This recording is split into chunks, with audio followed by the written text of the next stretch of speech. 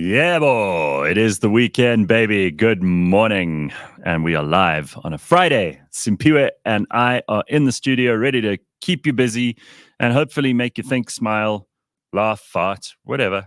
Either way, we'll take it. Right? Yeah, whichever of those it is, we're here for you. All right, everybody.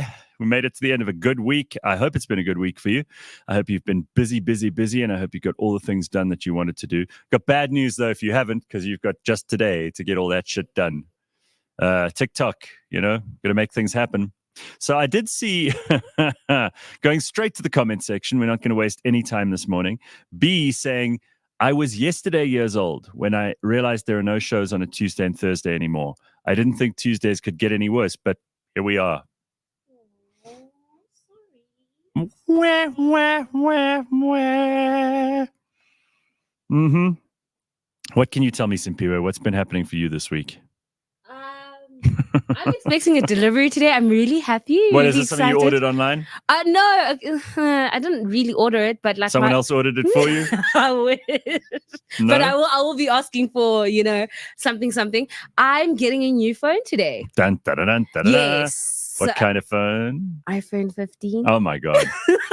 There's one thing, so I haven't got that, but everybody who has, yes, they say to me, the one thing you really have to get used to now is all of your devices now need to be USB-C or whatever, right? Yes. Big pain in the ass, apparently. Is. No, all your cables, you must throw away. In fact, give me all your old cables. I'll take them. Jeez, I bought 2 cables the other day because, they always cost you an arm and a leg? Yeah. I'm like, you've got to be kidding me, right? These people are taking the piss. For 2 cables, it was like 600 Rand or something. Yeah, I know, right? And if you buy the Fong Kong ones, they never last. Yeah, so you're constantly buying, and they're like 150, and you're like, this will last me, I'm sure, 3 months. Last 2 weeks at most. Right. So I'm excited. I'm getting a new phone. I'm getting upgraded, which is really cool. If you want to buy me a cover, buy, screen protector, because that also costs an arm and a leg. I will take those donations But gladly. it is exciting. I mean, again, a lot of people will say, yeah, these phones are so expensive and it's such a waste of money and everything else. But I don't think there's a single thing you use more in your life. Today, you can't get away with not having a phone that works. And if you've got the best one, if you've got the latest one, even if, and we know Apple's run out of ideas, right? So we know that they aren't going to suddenly be able to charge from the air or any of those things that we still dreamed about. Remember those days where we still believed that technology would just keep improving exponentially forever? Like nothing's happened. Oh, by the way, did you see that Apple ad that everybody got hugely hot under the collar about? Oh, the one with the actual Apple and they talk. Where they crush all the stuff. Oh no, I haven't they seen crush that. the musical instruments. They crush the sculptures, all these expressions of human creativity, and they destroy them all to squeeze them flat into an iPad, the new iPad Pro. And this ad just did not go down well. People are like, "You sons of bitches! Are you saying that all human creativity can be squeezed into one flat little nasty iPad?" Yes. Pretty much. That's what they say. Yes. Like, you can do everything. But it backfired badly. It was like really the wrong messaging for Apple. So, of course, what has Samsung done? They've gone and they this woman walks into a studio and it's all a mess. It's like everything's been crushed and destroyed and there's broken instruments. And she picks up this broken guitar and she starts playing it.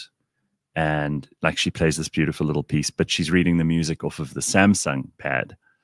And she's like, see, that's better. That's clever.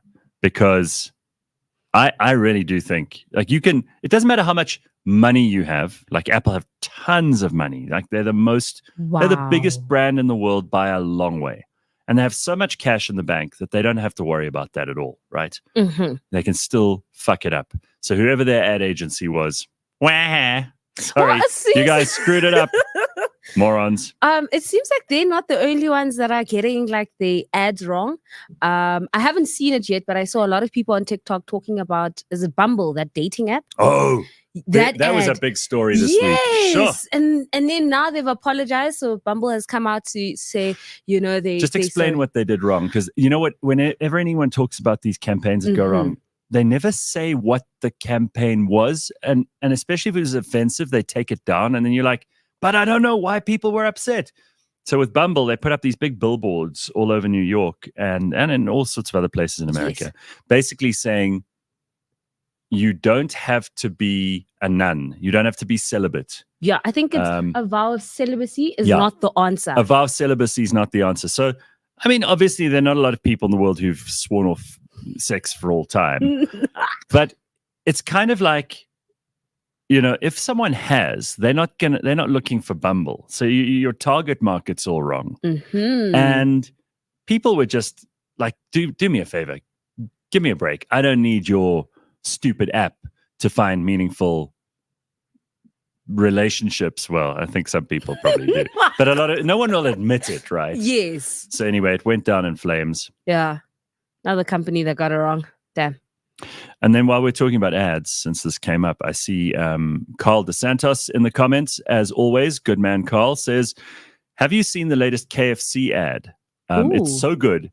They're on Marion Island Research Center. It's really good. So yeah, it's a beautiful ad. They filmed it beautifully. Whoever did that deserves some kudos. And then these people are just like desperate for KFC. And anyone who has been alive in South Africa, it doesn't matter if like we all know it's really terrible stuff and they fry it in oil and it's probably going to kill us. But man, when you get that craving and you smell it as you drive past the KFC, you're like, oh, all my willpower. Lord, guide me through this. Am I right? Yeah, the best thing they could have ever done was introduce Zinger Wings. That is my kryptonite. Like, I'm just like, oh. It's the batter. That's what it is. But well done to them. The ad actually features these people on the Marion Island Research Center, which is like miles away from anywhere. Okay. It's like one of the most distant places on earth you could possibly end up in. And these people are just like they're like video conferencing with people back home and they watch everybody eating, which is one of the cruelest things you can do. If Simpiwe and I had to start the show this morning with a big, like 5-course breakfast, and we were just eating and like the most delicious, beautiful food, and everybody at home had to watch that, I think it's just the cruelest thing. I saw a terrible, terrible video on Instagram yesterday of this enormously fat girl. Oh, no. Yes. No. Taking with a spoon. She was like, I don't know if it's cereal or whatever, and she's scooping it up, but you hear all the mouth noises, and she's almost like, she's so fat she's crying because she knows what she's doing is probably just terrible. She's got like 3 days to live. No, don't say that. I'm telling you. But maybe I'll share it today. It's cruel. It's like, and she uploaded this herself. It's not like anyone put it up there to make fun of her. Anyway, Congo Chris says, Bumble marketed itself as the only app that lets women make the first move because men making the first move is misogynistic. It was a huge flop because ladies complained making the first move is hard. Well, yeah, welcome. So look, you've got to make your mind up, right? Either you're going to be the strong, independent woman, single ladies, or you're going to say, actually, I want a guy to make the first move, and I'm okay with that. Whichever it is, I don't mind, girls, but just make your mind up. Because as a guy, you're not sure what to do then. Let's say I really like you, and I'm dead keen on like making something happen. And then you screw it up by being one of those bitches like, I make the first move, which, by the way, would instantly put me off. I don't know about everybody else. I don't subscribe to that. Just letting everybody know. Yeah, and what is wrong? By the way, why would a woman who is prepared to wait for the guy to come to her, that makes you the queen, right? Like, you're the one who's waiting. You're sitting there going, no, you bring it to me. Make an offer. Why should I make the offer? Right? I mean, I think that's probably the superior position rather than the inferior position. Oh, yes. Yeah. Oh, yes and yes. Like, I agree with that. I'm not trying to make the first move. I mean, I will say this. A lot of the times women like to play hard to get. So they don't want to show interest when a guy is showing interest. Do away with that. Like, right. if you're liking the guy, you should be able to reciprocate the energy. That's something totally different. Well, but in terms of the first move, I mean, if you liking on me, you think I'm cute, you think I'm all that, please shoot your shot, because I know I won't. Well, you've been raised well. Let's just put it that way. I saw you uploaded something of your gran the other day, and she was like telling everybody what to do. She's exactly the way you described her. And she's like, I don't care if you call the police, because she's hitting me. That's what she was. That's right. And we were talking about shambocking. Hey, James, you ready for your shambocking? How are we doing on that front? No, okay, all good, he says. I've got a friend who is on all of those dating apps. Oh, no. Yeah. That's a red flag. No, of course it's a red flag. He's a red flag person. He's my friend, but I wouldn't want to be a girl who dated him.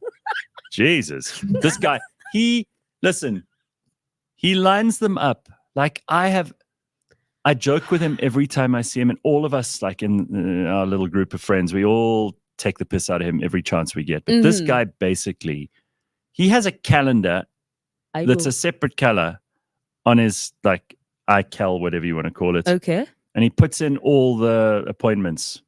Like he's literally got Monday, Tuesday, Thursday, Are these Friday. hookups? Yes, of course they're hookup. Do you think what he's looking for a relationship behaving like that? Please.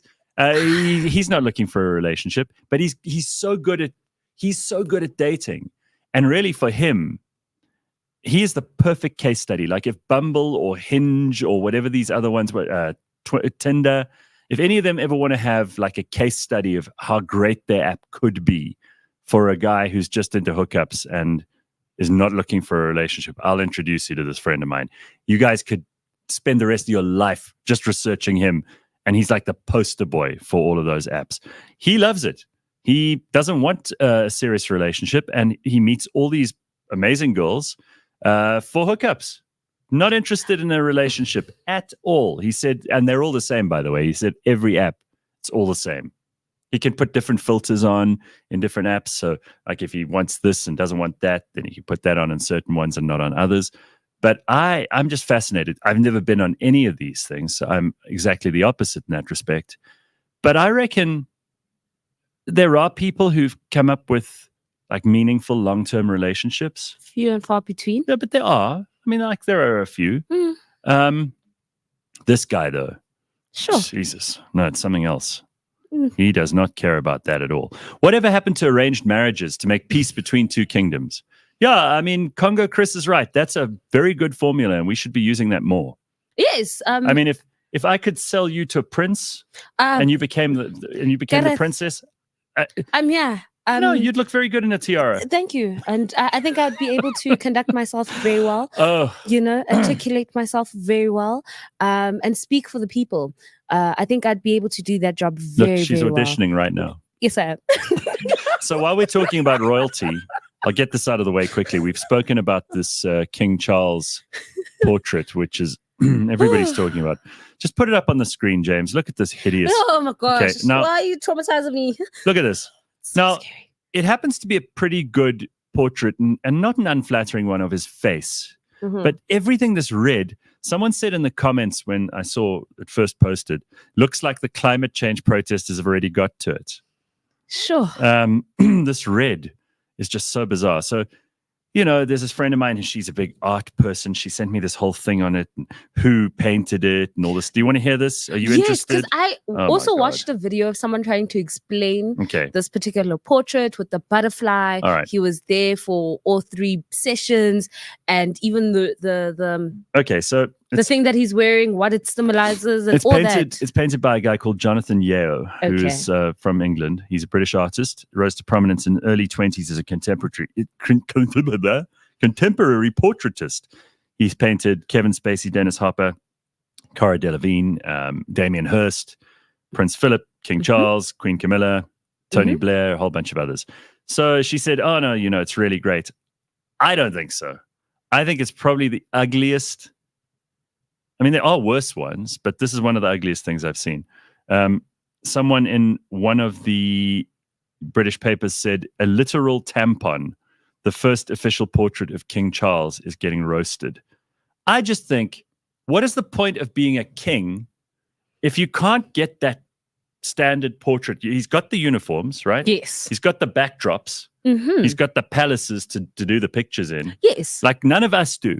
Trust me, if Simpiwe had a palace, she'd be posting a picture every day. Yes, I would. And if she had different rooms. And if you had all the dresses, right? Bridgerton, you, Meghan Markle, you, Kate Middleton, you would put them all to shame. You'd be dressing up every 15 minutes. Oh, yes. Okay, so this guy has the crowns, the uniforms, the rooms to pose in. He's got the all the all the different accessories that what's the point of being the king if you must be portrayed like this in your official portrait? I think it's terrible. And this is the only picture I could find that's similar to that. Look at this. Yeah, there he is. Emperor Palpatine from Star Wars. Doesn't that look exactly the same? That might have been the inspiration. I think so. If that's what they were going for. It's so bad. Oh, killed it's so bad. Anyway, so I know that there are probably all kinds of art critics and art aficionados who are going to tell me I'm a Philistine and I don't know what I'm talking about. But I will maintain my position, and that is that modern art is shit. Nothing about it is pretty.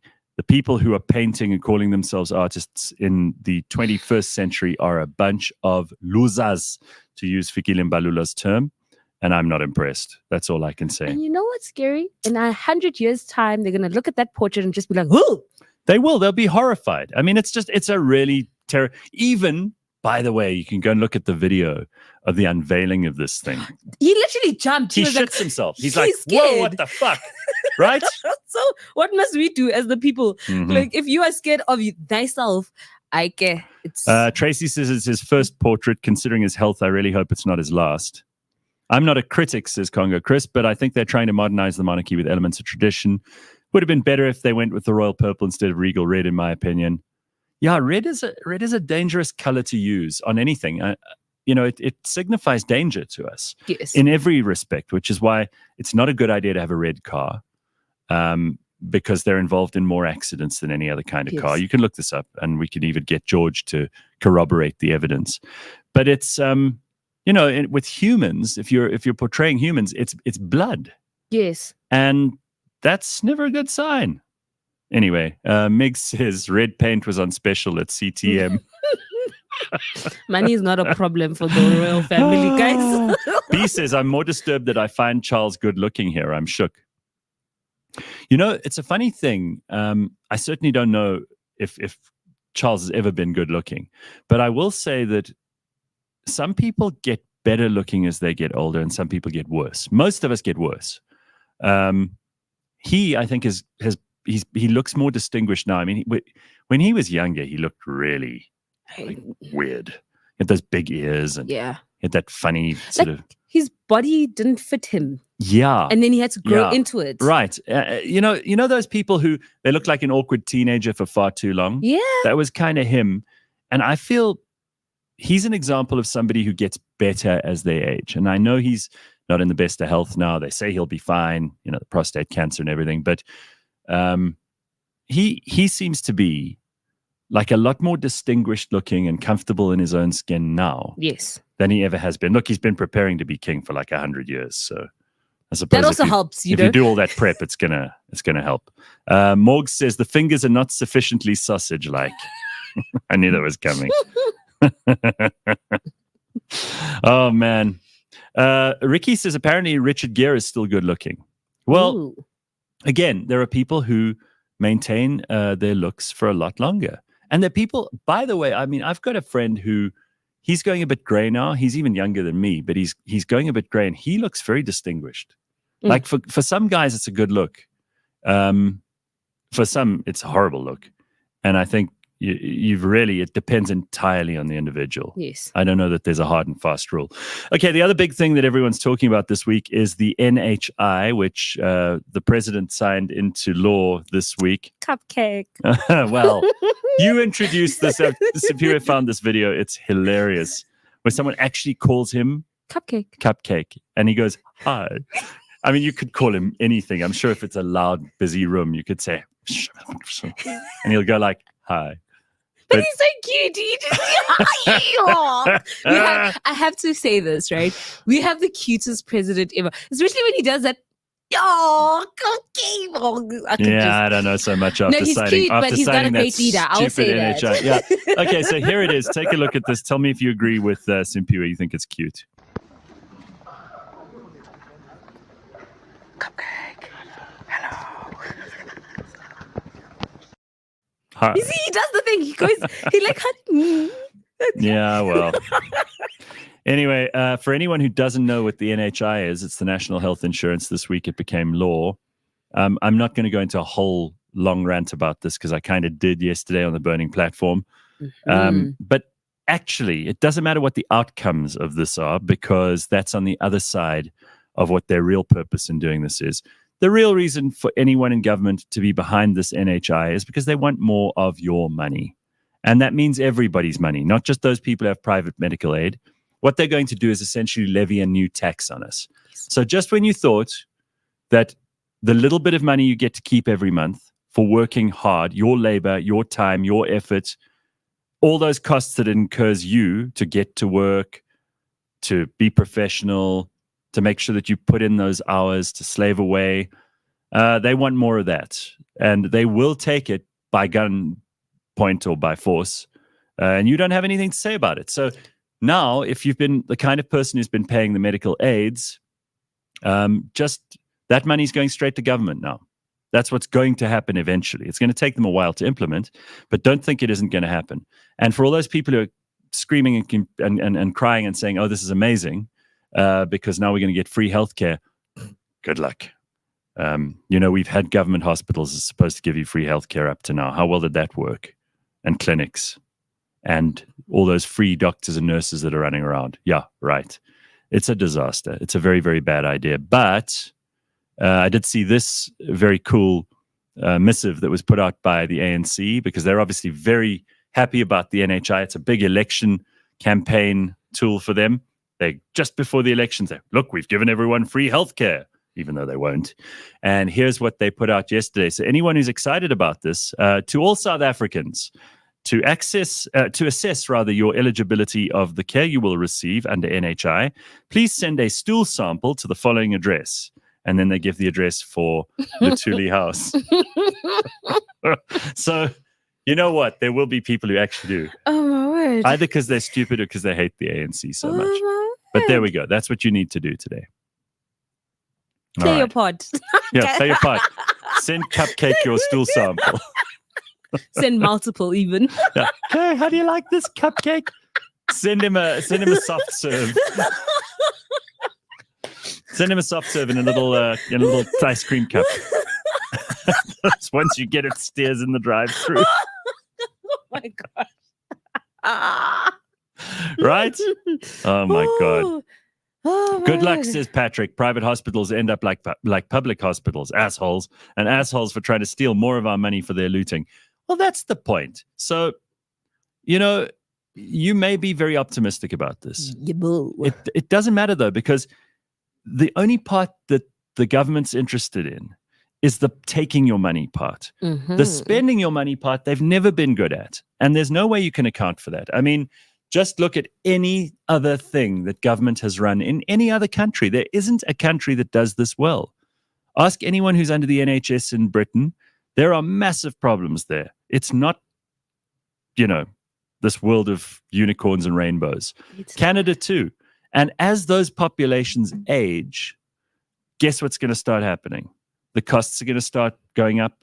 Mm-hmm. The numbers of people in the population who are actually working will be reduced, and then it becomes unsustainable. In our country, it's always been unsustainable. Remember that you're already supporting some 20 million people that you don't know, if you're a taxpayer, with your taxes for social grants. Now you must also support those people for healthcare, and healthcare is expensive. Also, there are only three things you could do here. There's access, there's cost, mm-hmm. and there's quality. Yes. Now, you can only have two at a time. You can never have all three. So decide, do you want high costs and access? Do you want high costs and quality? Or do you want quality and high costs? Hang on, I messed that up. But the last one is the option of the other two. You know what I mean. And you have to choose. And yes. If you can't choose between those 2 out of 3 things, then you're not actually playing the game properly. With all the soft serve talk to Cyril, he could make one of those royal paintings, but all in brown. That's about right. Anyway, they're still going to take this legislation and test it in the courts. So yes. I don't think it's going to, and if the DA has anything to do with it. You watched him. We are going to fight. Yes, all the way.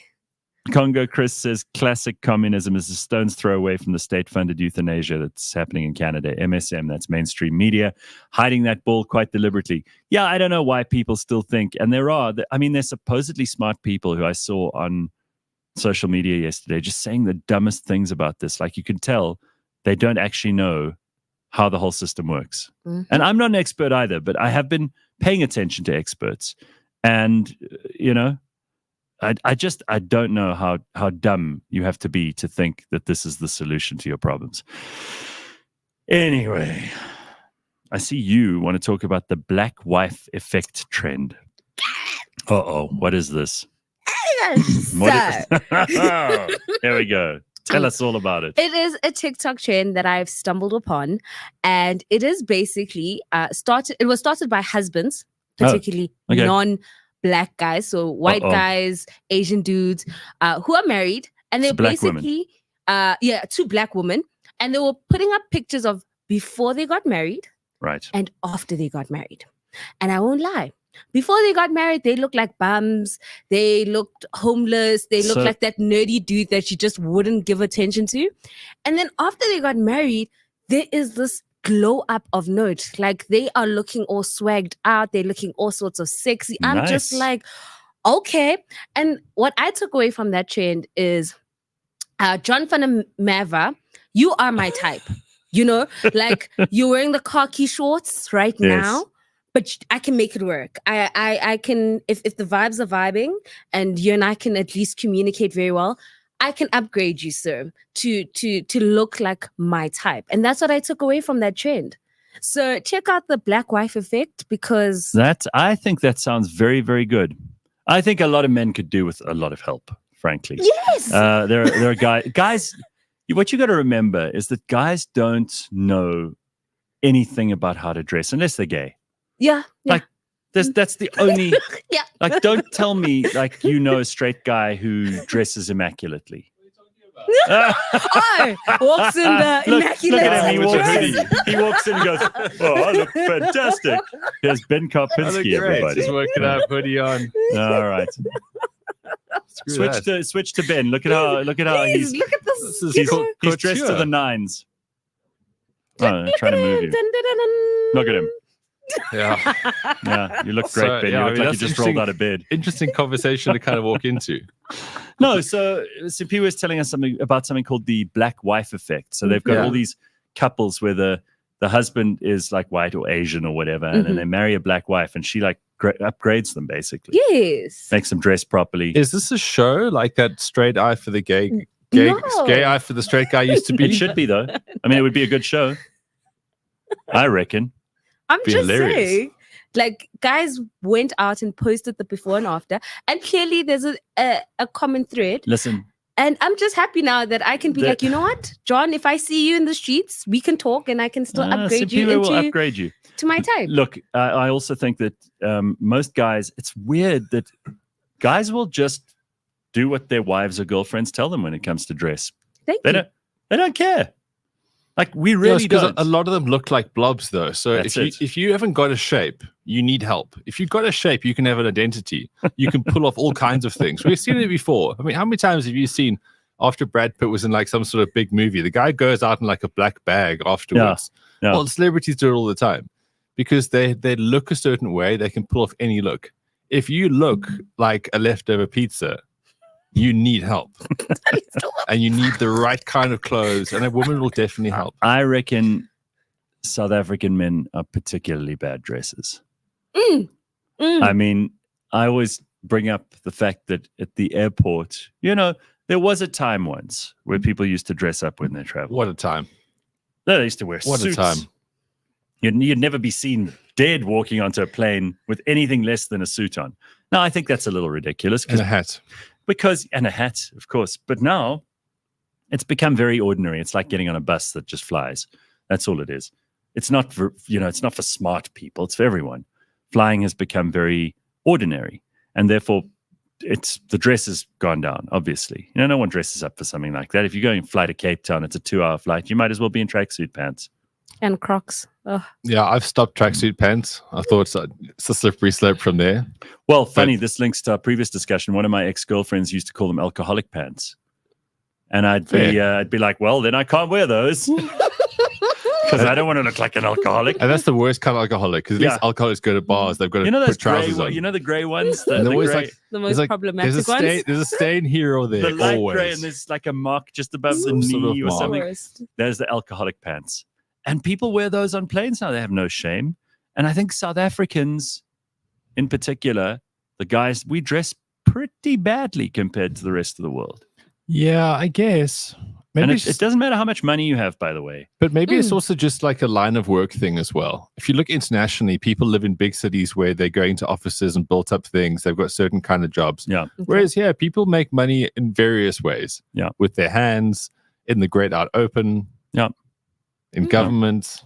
Government. There's all kinds of ways that you can... Yeah, you get lazy. Don't need to impress people. So what's news, much. Ben?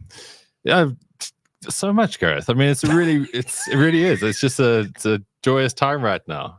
I think. Are you having a joyous time? I think no. I had a major breakthrough this week. Oh, okay. Tell us more. I feel like I had a major breakthrough this week. So, okay. I've got this historical aching back issue, which is like a handbrake to me all my whole life. Okay. So I think what it actually is, and I'm willing to engage with people who know more about human anatomy than I do, is that I think I've just got a very tight psoas muscle. It's relentlessly stretched and tight because I've got this really big head. Where's your psoas muscle? Oh, James, if you can bring up a diagram of the psoas right now. I thought you were going to show us. You're going to turn around and just be like, no, it's right guys, what, lower back? It's the only thing that attaches the bottom to the top half of your body. So, Jesus, that's a big job. It's a huge job. So therefore, it's always stretching. It's always tense. It's always on the go. And so it goes from your hips. James, seriously, try and find us a psoas muscle. Goes into like the base of your spine. Okay. So it's in the front or the back? It goes from like, it's such like middle kind of thing. You can't really go, I'm going to now massage your psoas. Like releasing of the psoas is hardcore. It's difficult. Jesus, it sounds a bit sexual. Going to the chiro is a no. Yeah, I mean, look, a chiro will know about it, but it's a process, right? It's a real process. So going back to this whole thing, because my head is so big, my body has to balance it when I walk. So that means that my hips go into a different position and my ribs are a bit different. So even when I breathe, I feel like my psoas is like stretching because But you've identified this. Well, through my greater understanding of my own anatomy and biomechanics, I think I now had this. Like, you know, when you... What do you want, James? Oh, PS. No. Starts with PS. Oh, no. OAS. SOAS. What's wrong with you? Interrupting the show with your stupid questions. Don't you have Google? Sorry, Ben. So if you picture a waiter with way too many things in a tray and they walk, right? And they've got the hand over here, whatever. And the rest of the body's all a mess. That's what my head is like. Because my head is so big, the rest of my body has to do these contortions. And I think my psoas never really gets a rest. And that's actually what creates all the pain. Wait. So how do we solve this? Like, are you going to fix your head, or are you just going to fix your muscle? I can't fix my head. I mean, shrinks. Yes, you can. There are those interesting start point. There are those tribes that shrink heads in Central Africa. I'm a modern person. I can't do that. No, it literally is about 3 years of your life. Yeah, you know, like what's like it's about breathing slightly differently, really working on how your diaphragm works. There's various exercises. Yeah, maybe have to walk a little bit differently. Sure, this sounds like an investment. Put it up on the screen. It has to be there, guys, because if I can, look, over the age of 40, you're managing pain all the time, no matter what. Okay, this is my major pain management thing. Although, I mean, funny thing happened to me, and this is why I remark it, because you just brought it up now. I was driving into work this morning thinking, I feel great. Which doesn't happen every day. Like, you could always find something to moan about. Yeah. I know some people, you think this is hilarious because you're not so old. But you know, like either you got sinus, or you know, you've something's making you sneeze. You got an allergy, or you're itchy, or your eyes are fucking dry, or there's always something. And this morning I was driving in thinking, man, I feel great. And I was suddenly filled with happiness and you feel light, gratefulness, and capable, and it's amazing. Welcome to the land of the living. This is good. Put up that picture, James. Where's this goddamn psoas muscle? James going through an encyclopedic collections in the back there. I think he's going to find an actual model of the human muscle anatomy to show James, us. the moment's there coming. we go. There we go. Oh, Jesus, Ben. It goes from your spine through... Top of the femur. It goes through the sacrum. It does a lot, is where I'm going through with the this. pelvis. And I think mine's overworked. And you got two of those. You got, each side, yeah. Otherwise, it'd be a bit odd. Okay, so what can you do about this? Because if it's overworked, you can't. It's not going to help to stretch it. No, it's about trying to relax it and release it. So I think mine's in a constant state of flexion a lot of the time because of my spine angle and things like that. Again, I'm new to this absolute revelation of my own life. But since you've identified it in your head, has there been any improvement? Yeah, my hip tilting. So my hips are kind of, again, just to balance this head, right? Yeah. My hips have tilted in a certain way, which then I think you should see the size of Ben's pillows. Creates fucking enormous. They're the size of most people's queen size beds. Yeah, those continental pillows are my actual my daily sleepers. So the reason I ask isn't to insult and demean you, even though that's fun too. It's because a lot of back and neck issues are actually psychosomatic. Mm-hmm. There's exactly. Plenty of very decent research which shows that it doesn't matter how fit you are, it doesn't matter how much you stretch and look after yourself, how many different therapists and physiotherapists and biokineticists and chiropractors or whatever else you seek out to help you. A lot of those stresses and tensions are caused by the stress of life, the stuff that you're not dealing with mentally or emotionally. I'm glad you bring that up because I've always been a big fan of that as well. And the last few months, I've been putting a lot more effort into the fact that I don't have any pain. I'm just going to do whatever. And that also completely helps because I was reading a whole bunch of things a few months back about when you talk about something all the time, it absolutely defines who you are. And this guy was saying how he's herniated discs, this and that, but he wants to be a power lifter. So all he did was he spoke about being a power lifter rather than about being a guy with back issues. Mm-hmm. So the reason why I'm excited about this whole Psoas thing is that it's probably just the only mechanical thing that I've really got an issue with. The other stuff you can work through, and I have been working through. And that's why I arrived today. Maybe there's a kind of doctor. Maybe there's a doctor who's a specialist in that. No, there is. And it's new to me now, right? Because I've had these other issues. And as you say, you work through them mentally as well. And it's just, it's hugely exciting. Dry needling is something I've heard about. Here's a comment from Chris says, Chris, I'm new. I'm ready to roll with this. Mapello says, it's a pity you can't reduce your head, just like women can reduce their boobs when they have back problems. No. Yeah. See, like my other plan was just get a bigger body, but I can't put weight on and things like that. So, I mean. Hey, Bronwyn says, have you ever tried a futon bed? You work your body hard during the day and then you rest in a soft, cushy bed. It's two extremes. You know, a lot of people's beds are too soft for them. Yeah, I had a futon in the 90s back when it came online, as in like it was a cool thing to do. Wait, but what kind of bed is Morg that? says, have you considered euthanasia? No, I'm still far too vital for that. Oh, wow. Okay. And then someone here, Mariska says, I recently met a practitioner of the Alexander technique. Might help, Ben. Check it out. Also sounds a bit dodge, but Alexander. do you know anything about that, Simpiwe? I don't That sounds very interesting. Yay, those ones, I don't know. Do that at your own risk, guys. Oh, wow. Okay. Well, I'm glad that you are feeling better about that now that you've identified small the increments of problem. progress. That's what we're here for. You're doing better than Cyril Cupcake with identifying problems. Congratulations, Ben. That's excellent news. Now, we did talk a little bit about the royal portrait, which both Simpiwe and I hate. And that's getting a lot of attention this week, as is the NHI. Sorry, I know that I'm probably late to this whole royal portrait thing because it's been a big week with other things. What is the significance of the all red and the blurred stuff? It's just some stupid modern artist. That's all. I Someone don't who's get trying to make a state. It's all about them, and there it is again. But the butterfly, they kind of explained it, why there's a butterfly on his shoulder. It's about how he wants to be perceived as a leader, and butterflies tend to be soft and you can approach them and kind, blah blah blah blah blah. So it's not the fact that the chip on his shoulder has now grown wings now that he is king. A much better explanation. Approaching that guy. Don't know. That's as far as I know about that you like portrait. Yeah. Well, you got to remember, art represents the people and the time of life, and there is no great that creativity. does not represent us. That Of course it does. You look at most stuff nowadays, it's tick box, it's crap, it's for effect, it's for eyeballs. It's so horrible. It's not about beauty, aesthetics, that kind of stuff. It's probably a fitting portrait of that man in 2024. Well, yeah, good luck to him. I hope it goes better.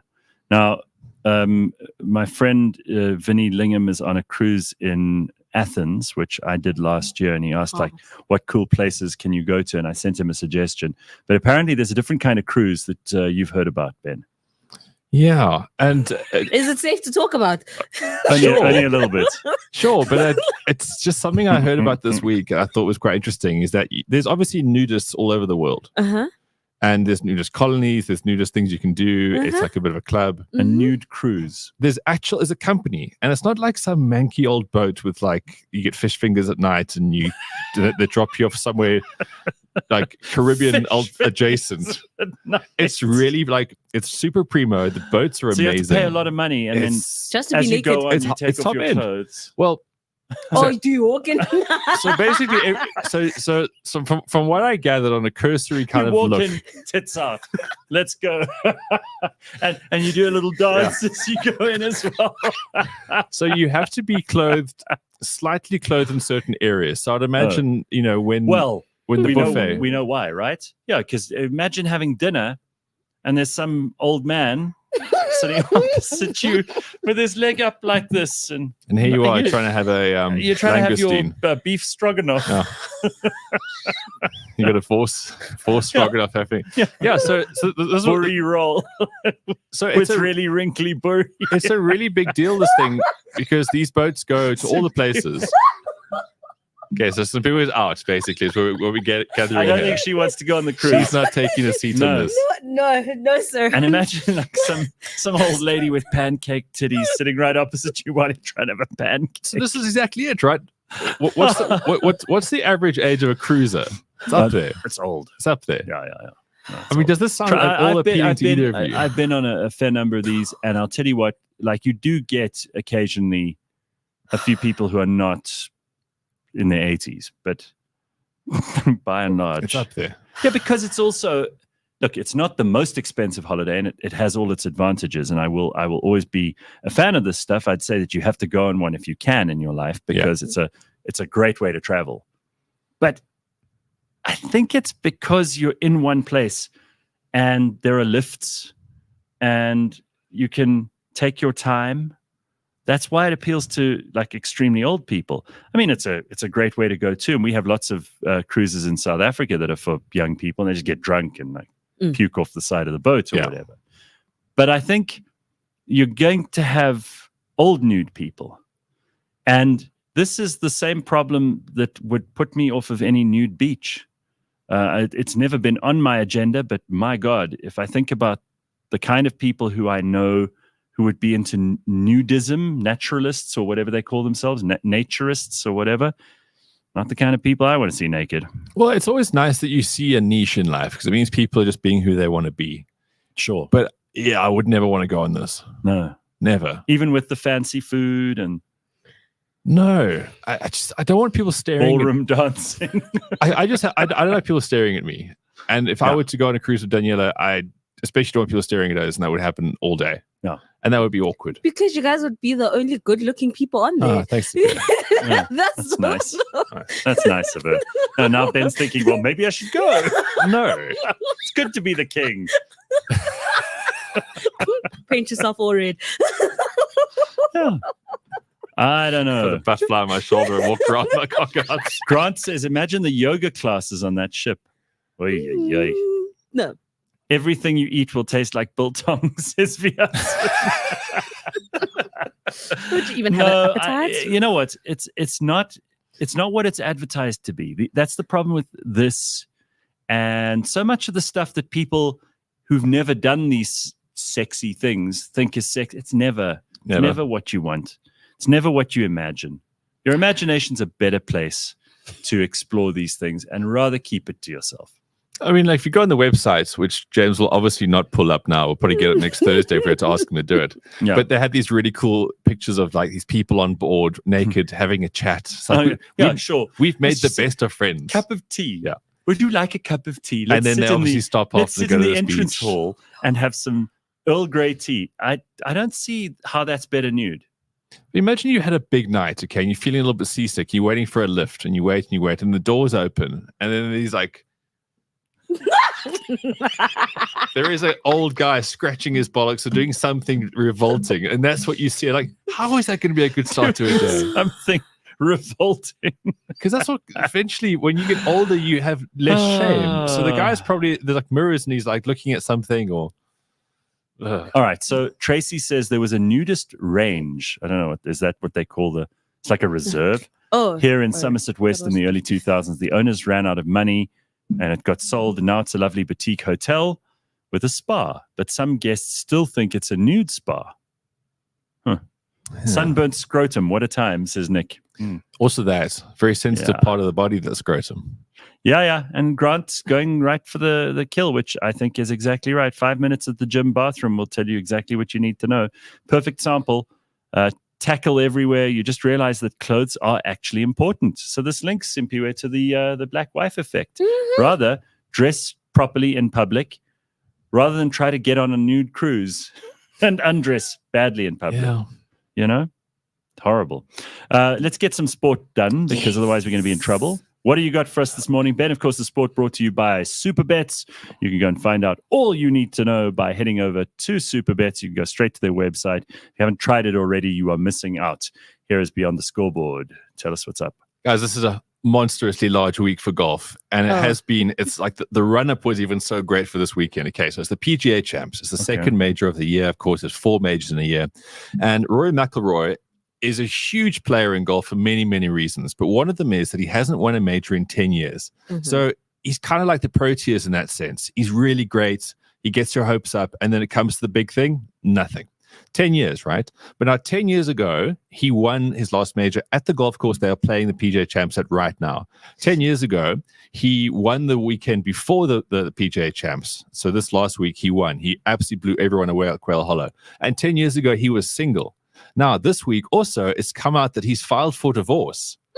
So he's going to be on a tear. And this is what the big preview of the week's been. So is this the divorce effect now? Well, so he was married for 7 years and he won 0 majors in that 7-year period. Ooh. So, I mean, you want to talk about the black wife effect. Not necessarily causation, but it's a correlation. It's in the mix, right? And prior to this, I think the first woman he ever slept with was Caroline Wozniacki. I mean, look at Rory McIlroy. If it wasn't for golf, he's probably working in Asda's. Yeah. So he got engaged to Caroline Wozniacki, and then he was like, whoa, actually, you probably had a chat with Tiger, and Tiger's like, you don't like marry the first girl you sleep with.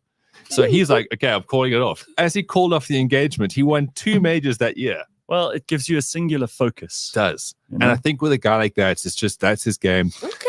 Let's be fair though, Ben. I mean, we all know some guys who are actually better when they're in a relationship because they are more focused. Their girlfriend's a good influence, the wife. They make them a little more dedicated to whatever it is. Because if they're a bit wild and loose, some guys spin out of control.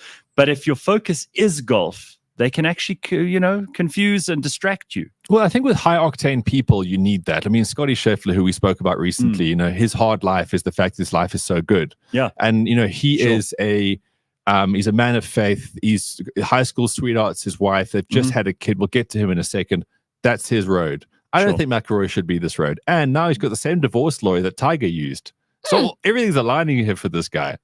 And it's just so great to see him, okay? So that was the sort of pre-run into this PGA Champs. Everyone's like, Rory is going to be the favorite for this thing. Got you. And yesterday he started out pretty well. He shot a 66, so he's 5 under. But Xander Schauffele, who's a name that, again, you will never be able to sort of get right, 62. There's only been 4 62s in major championship history. This hoax got 2 of them. So he is leading right now 9 under. So I ran a competition this week on my site where you can win a pair of golf shoes if you get the winning score for the weekend. Right. And most people are saying 12, 13 for the whole week for the tournament. This oak is 9 under already after round 1. Tony Finau is behind him, 3 behind on 65, and Sahith Tigala also 65, and Mark Hubbard. So look, it's a major, so it's the best of the best. I think Rory has this one. He has to have this one. Scotty Scheffler is a little bit further back. He shot 67 yesterday, so he's 5 shots back. Now, Scotty Scheffler, family values. His caddy is not going to be there on Saturday. Okay. Because this is kids' graduation, whatever. So he's like, yeah, cool, whatever. All right. So that's obviously going to come into the mix as well. Will that actually affect him? Well, he's just so good. Maybe not. I don't know. Brooks Koepka, of course, defending champion, lives big chance. He's also at 4 under. Mm-hmm. So we've got a stacked leaderboard. We've got Rory McIlroy with all to prove and Nude single. I know the tournament's already started, so the odds are going to be quite short on all of these guys, but I think Rory's our guy. I really do. Everyone says this from time to time. Like I said, the Proteas reference here is really strong. Everyone thinks this is it. You can't keep losing. This has got to be it. It's been 10 years since the Soak had won it. This was going to be the next Tiger. Shame. Everything about almost giving up on him, right? 10 years, a long time, a long time in your prime. But he's just turned 35, so he's still got some years in him. He hits the balls. Well, he is, yeah. I mean, he's been around for so long. And look, everyone's a winner in the situation, right? The wife gets lots of money. Rory's now single. Most kids grow up without their parents being married. So, I mean, it's just a win-win. And we get to now watch the PGA Champs with all of this happening. So, like all things nowadays in major golf, there's no real South Africans to look after or get excited about. So the guys I mentioned there, those are your big ones for the weekend. Outside of that, not the hugest, most exciting weekend. It's the last weekend of the Premier League football, which there's always dynamics at play, right? Is who's going to win? Who's going to get the European spot? Who's going to get relegated? And unfortunately, it's all kind of been decided. So Spurs, thanks very much. Although hopes were not high. They rolled over against Man City midweek to lose 2-0. Okay, so Man City, they're on 88 points right now. So all they need to do is win, and then they win the whole thing again. They're playing West Ham at home. Okay, so Sunday at 5 o'clock. All the games are in the same time, so there's no match fixing. Sunday, Man City versus West Ham. They'll walk that and take up the trophy. If they don't, if for some reason they do not win this thing, for some reason they go, not going to happen, and they have a draw, they go to 89 points, which Arsenal can still get to. Arsenal currently at 86. They take on Everton over the weekend. Everton are up and down. I would back Arsenal to win that one. So the key thing here is that if Man City just has that draw, they go to 89 and the goal difference stays the same. Okay. Currently, Arsenal have a 1 goal better goal difference. Okay. So I know I'm talking mathematically here and I'm being very hopeful. So if you are a neutral, you want Man City to kind of stumble and draw, and you want Arsenal to do really, really well, because that'll make for a great dynamic. Because then what happens is the games are on at the same time, and you get the split screen action. That's what you really want. So, look, again, hopes are kind of nowhere. Aston Villa they've signed up 4th place because Spurs lost in the week, as I said. And then on the bottom side, Sheffield United, they're gone. They won 3 times this whole year. So they're not going to stay in the Premier League. Just 3 wins of all these games. I heard a squeak come out of there from James. Happy about that or sad? That must be such a downer here. You get into the Premier League and you win 3 times. It's a long season of just taking it. Burnley also shite. They're on 24 points. They've gone. Now, Luton are the last relegated team. It's a shame to see them go down. But, again, mathematically, if Nottingham Forest lose and the next one's up and Luton win, they need to win by 14 goals or something stupid. Oh, wow. That's not happening. Yeah, I'd love to give you more permutations and excitement around these fixtures, but unfortunately, it's just not there. If you do want permutations and excitement, of course, IPL weekend, because next week is the playoffs. So we've got... people still watching the IPL, Ben? Sure they are. Those Indian people love the IPL. I can't dabble in IPL. Okay. It's just one of those things. You go to a party and there's beers and you might have a shot here and there and someone's got marijuana or someone's got mushrooms. You can't do it all. Is what I'm saying here. You can't do it all. So I always give the IPL a bit of a leave outside the off stump. But the Kolkata Knight Riders, top of the log. So obviously you want to finish the top and you get a best chance of getting into the final. Rajasthan Royals are on 2nd, Chennai Super Kings 3rd, and Sunrisers Hyderabad 4th. So again, it's not really, I can't see any other team coming into the playoffs other than those 4 teams. So Saturday's game with permutations around it, the RCB are taking on the CSK. Now, if you do like the IPL, then you know what I'm talking about with acronyms. If you don't watch the IPL, don't worry. So RCB versus CSK, and that's a Saturday at 4. Sunday we'll get the Sunrisers Hyderabad versus the Punjab Kings. That'll be at 12. And then the best game of all, the top two teams in the log right now. The Rajasthan Royals will take on the Kolkata Knight Riders at 4:00 on Sunday. Once those games are done, we'll know who's going to the playoffs next week, which start on Tuesday. There's also Formula One this weekend at Imola. So that's in Italy at the Ferrari racetrack. I think it must be the Ferrari racetrack because it's called Dino and Enzo or something. Okay, guys, we're getting out to the dregs here. We really are big on Formula One on this show. Can you tell? That's it. So let's wrap it up with the URC. So I left this to the last because this is actually still bloody exciting. So the Bulls won last week, but the Glasgow Warriors somehow eked out a losing bonus point with 4 tries. Like the Bulls were killing them, and they had to kill them because they want to try finish top 4. And then they just sort of went. I don't know if the Loftus DJ started playing too many treffers in a row, but they lost their focus. So Glasgow Warriors still on top with 60 points. Okay, everyone's got 2 rounds left. Then Leinster on 59, Munster on 58, and Bulls 56. Stormers had a good win last week, so they're into 5th place on 50 points. Then we got Ulster, Edinburgh, and Benetton to fill up the rest of the qualification spots. So when I say they've got 2 rounds left, they've got this round here, and then there's a little break for the EPCR Challenge Cup final and the Investec Champions Cup final. Sure. So this weekend is a really big deal. Then they have a break and they come back for the final one. So to look forward to this weekend, tonight we've got Zebra versus Scarlets 8:35, Edinburgh versus Munster 8:35. Then tomorrow, the Bulls at Loftus versus Benetton at 2. Benetton is the Italian team. They just beat the Sharks narrowly. So they are still vying for that top 8 spot. So everything's on here. It's not like this is a second string team. This doesn't really matter. These guys are playing something else. Everything is on here. Then the Lions will take on Glasgow at 4:00. And again, like the Lions need to throw some punches here. Technically speaking here, not physically in the face. Otherwise they'll get thrown out. But yeah. For the log here. If Glasgow don't get any points this weekend, that's great. So go the Lions. Connacht will be hosting the Stormers at 6:05. The Sharks are taking on Cardiff. And then Ulster will wrap up the weekend hosting Leinster from there. So fantastic URC rugby. Go the Buller, because I don't think they're going to switch off this week. Last week I told you they won a big margin and they were doing it. And then they went to sleep. I don't know what it was. Newbury on the Bry. And then football-wise, look, Man City are going to win this. Sorry. That's what it is. Sorry. And there we go. That's your bet. And then, well, I mean, you'll get 0 odds. Actually, they'll ask you for more money and stop being stupid if you bet on Man City. That's how done deal this is. And then, I know it's just an easy thing to say, but I want Rory McIlroy to win the PGA Champs. I think it'll be so good for golf. The field is absolutely stacked. And would it be a bad thing for relationships? I think it's just funny because all guys want to talk about the smack talk around this kind of stuff because majority of golfers are over their marriages. That's not exactly a revelation. It's not like I'm opening a can of worms. That's why they got into golf. That's why they set out of golf, because they look frumpy and they've kind of given up and they're on 4 beers before they've had lunch. So it's a cool story for guys. I found out, because I never play golf, but I found out from a friend of mine who does, that they also have these tarts at the halfway stop who wear skimpy clothes and hold up signs. Wait, is that like they have motivation or? Well, they did it this golf day. But like you might get a golf day and they might string. No, they had tarts in skimpy outfits. Okay, so put it into more sophisticated English. Sometimes what happens at golf days is you get promotional girls at water holes. Is what? Yeah, that's what I mean. Cutting in your tarts. Okay, so that's. Does that help? Like, does it?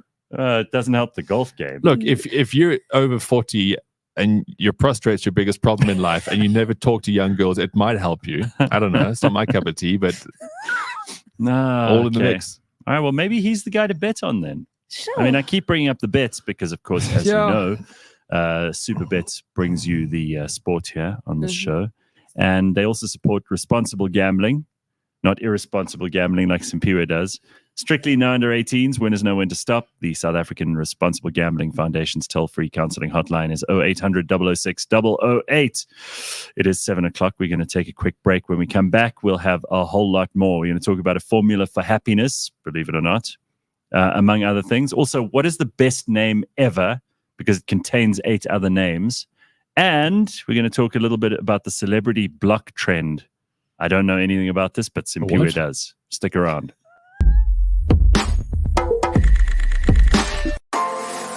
This week on the Auto Trader podcast. But then you can see the inklings of Cherry's design over there. The slim headlights, massive grille, and then just imposing stance, as we can see.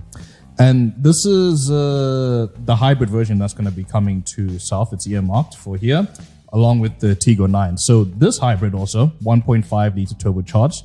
And this one this is actually going to be one of the most powerful Chinese cars that's coming out at the moment. So we are looking at the likes of, I believe, 400 odd kilowatts and 900 Newton meters in an SUV like that. Catch us every Monday at 9 a.m. on YouTube and on autotrader.co.za.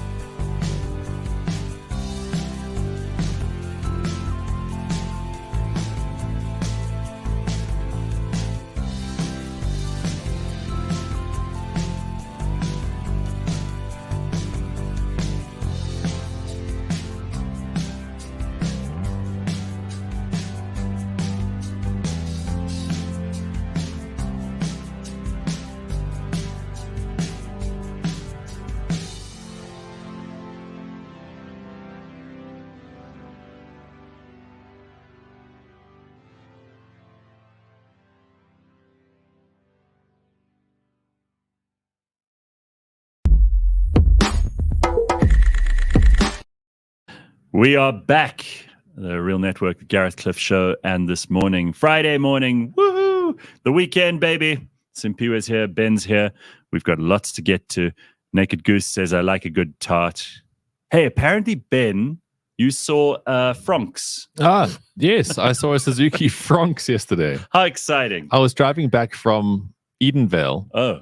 And one just sort of like popped out in front of me. It's like a merged Fronx. into the traffic, huh? Yeah. And how did you did you read the word Fronx and you thought, oh, that's Look, it's not actually as hideous a car as that we've thought it is. No, it's not so bad, but it's a shit name. As we spoke about last week, it's a car of the year winner in a category. Right. So it's the best of that. Sure. And there it was. And then bottom left, you see the word Fronx. Well, there we go. Okay. There we are. Someone bought it. It's amazing to me how many weird things there are that people do. I found out, for example, yesterday that there's a group of people in the UK who collect ugly Muppet dolls. So these are like Muppets, but really bad versions of them. And then they have a competition every year to anoint the ugliest Muppet doll. Now, I mean, I had to be reminded what the Muppets were for starters, but it just shows you how there's a club for everybody. We were talking about nude cruises earlier. And then James found somebody who is a water sommelier.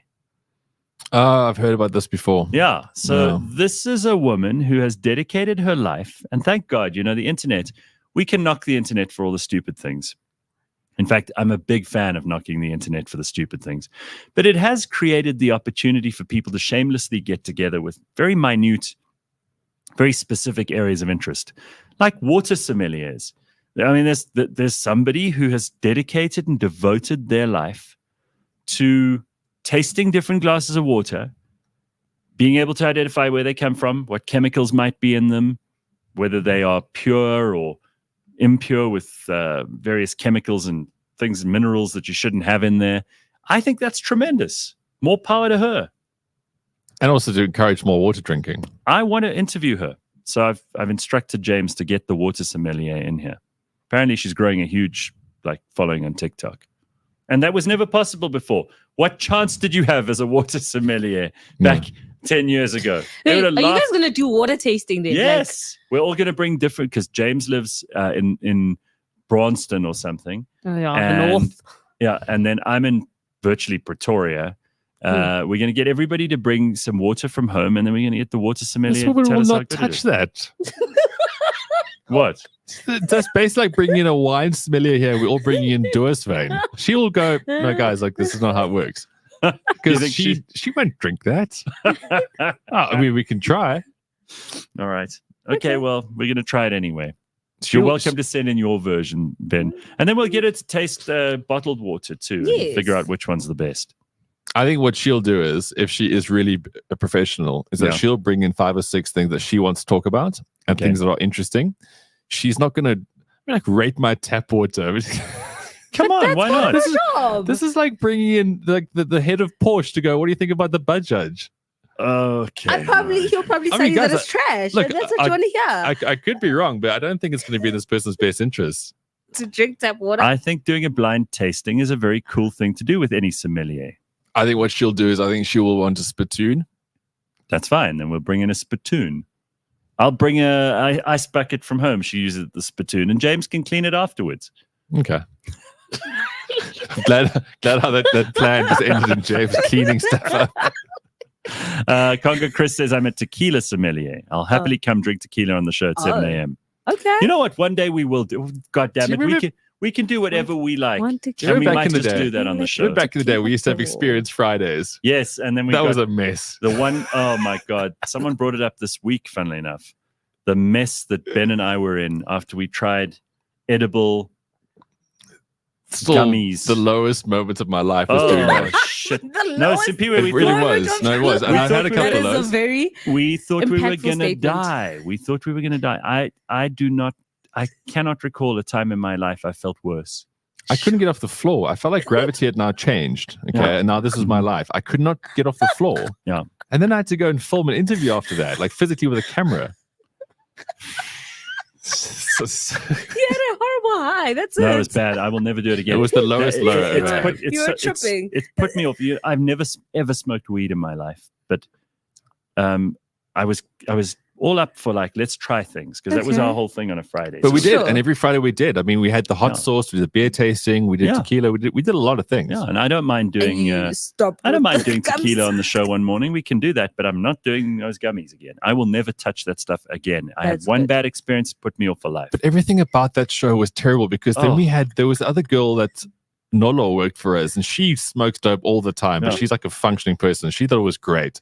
She's laughing, not producing the show in the background. It's just this haze. And I was sitting. I was at the controls, and I did not know what to do. But that's when we had controls, like the big day. I didn't know what to say. I didn't know what to do. It was the most horrible. You just had a terrible high. I'm not trying to endorse this or whatever, because I'll never do it again. But it was a terrible high. You had a bad experience. You guys had a bad experience, as opposed to her, where she's laughing in the sky. She was laughing, and there were these 2 guys that brought the contraband in there. Okay, now they can already see I'm not doing well. The guys are, no worries, bro. I'll make you a tea.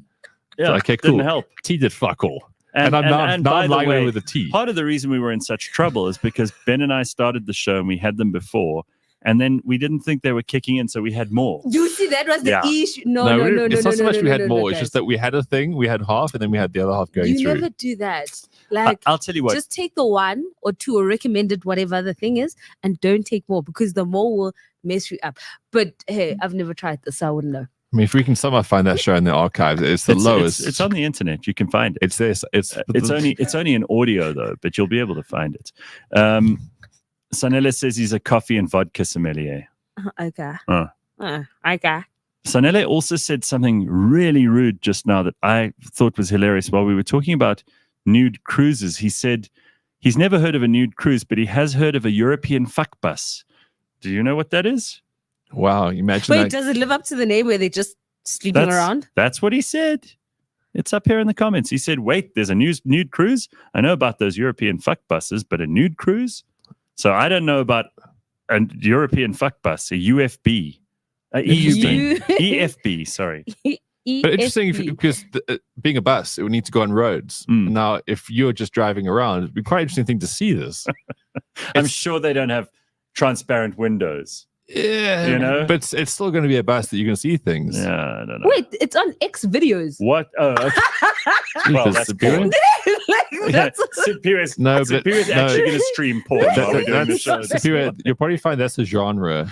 That's the only thing. Let me tell you. We're back in Experience Fridays. Wait. I'm on Google right now. Right? 1, 2, 3, 4, 5, 6. So it's a thing. 7, 8, 9. 10. I'm looking for a company name here. The first page is just porn sites. Okay, well then it's a thing that obviously Sanele likes that. So okay, that's fine, dude. Yeah, I just don't think it's a business. I think what you got there is you've got some porn people videos. are water sommeliers. Some people like European fuck bus porn. You know, this is the great thing about living in 2024. Okay, thanks, Sanele. Now we know what you get up to. Yeah. I think we could bring back a version of Experience Fridays because we did have a lot of fun. It was just that one show that put us off so completely. Yeah, we dropped well, the look, whole thing. there was always going to be some sort of show that was going to stop that because we had to escalate. Yeah. And we couldn't sit around and go, "Well, my favorite poem is this." Yeah, like it had to escalate, and unfortunately, that was our ceiling. All right, well, a couple of things that I've already said that we would get to, and I don't want us to waste time. So let's talk quickly about Bill Murray and a formula for happiness. Yeah. Sounds too good to be true. So do you find Bill Murray funny is the first question I have. Not really. Me either. I know lots of very smart, sophisticated people keep telling me Bill Murray is this absolute genius, and I don't get it because I'm an idiot. I'm willing to accept that I'm an idiot, but I think the fact that I don't get it means there must be other people who also don't get it. Yeah, so that was the thing. In my mind, it's the Hitchhiker's Galaxy to the World's Stupid Something. Like that movie was shit. The book was stupid. Hitchhiker's Guide to the Galaxy. Whatever it is. It was one of those things like, I'm going to be quirky and I'm going to be outlandish. It's like, yeah, but it's a shit story. And I think with Bill Murray as well is that people find him like the safe option to be their favorite something. But I don't think he's funny. Okay. So But I think he's lived an incredible life. And I think he's actually got things so right. Like he's not outwardly what he does. I don't think it's so interesting. But that dude's life, when you think about how he's lived it as an actor and what he does, he plays golf and he's rich. So hang on, what's he done? Because I mean, someone says in the comments here it's Groundhog Day and Ghostbusters. Otherwise, he hasn't really done anything. Well, he's been in lots of movies. Okay. I mean, there was Lost in Translation as well. There was Caddyshack. Okay. Caddyshack was I liked Caddyshack. huge. It was good. So he's just one of those guys that's, again, he has not been in incredible movies because he's not the best actor and all that kind of stuff. But he's done. The point I'm getting at here is he's a very happy man. Yeah, there's no doubt about it. He's a super happy man. Okay. And someone has gone to the trouble to actually dissect or break down what makes this dude who he is. So the reason I want to preface it with that is that if you don't like the guy, don't let that discourage you from learning a few things from him. And this guy's list of like what makes happiness according to Bill Murray is actually really smart because it's just, again, so simple. So forget trying to be famous is the first thing. Rather be rich because that will basically cover all the things that fame will get you without all these different things. So Bill Murray is famous, but he's not like Brad Pitt. Okay. He's not like, I don't know, George Clooney or whatever. He can still do whatever he wants to do. He's not being held accountable to this great stature. And that's a really cool thing. Right. So another thing is that like in life, if you become really relaxed at something, you're going to have more fun. There's no doubt about it. I mean, look how relaxed you are with what you do. It's not like you're sitting here and... I don't have a broken psoas muscle. but you are relaxed at being Gareth Cliff because that's who you happily are. Yeah. You look at a lot of people who aren't relaxed about stuff, they look on edge. Yeah. And like they always just try to prove something. And difficult for them. So another aspect is, I mean, some of these I don't completely agree with, but Bill's kind of weird. Now, weird in society talk is just different. So he's just being himself, which comes across as weird, but that's kind of how we want to be. Like, look at the people in our comments. Imagine these people in society with the comments they make. But they get to be weird here. No, they are. European fuckbusters and things. Yeah, exactly. Come on, Sanele. So another again, there's about 20 things here. I don't agree with all of them, but most health advice is far too serious. Okay. And you should you should stay away from it. Oh, and the people who implement it so seriously are dreadfully boring people. Yeah. Balance, man. You've got to have that sort of balance and understand that you totally. can't be so clinical and critical about this kind of stuff. Right. Another big thing about life is that everything about it is hard. And I've seen this a lot. So you just got to choose what you want to, whatever the hard is. Choose your hard. You've Simply got had to that choose great your quote hard. just last week, remember? Can I just say That's what something? you ended the show on last week. Yes. I ended the show with that like brilliant quote. And then Dr. Anand, did he not also just kind of quote? He did on Monday. Yes, and I was like, am I an influencer? You are. You look at influenced. me. You influenced and now I'm rebounding you. Oh, there we go. But you influenced a world-renowned psychologist. So whether you got it from you or whether it's just true, it's good. Thank you. I like it. So another thing here, I mean, stop me if you guys are over this already, but Groundhog Day, you mentioned it. It was one of the greatest scripts ever written. I still think it's one of the greatest movies ever made. Yeah. It really is. It was phenomenal. Yes. What did it win? Nothing.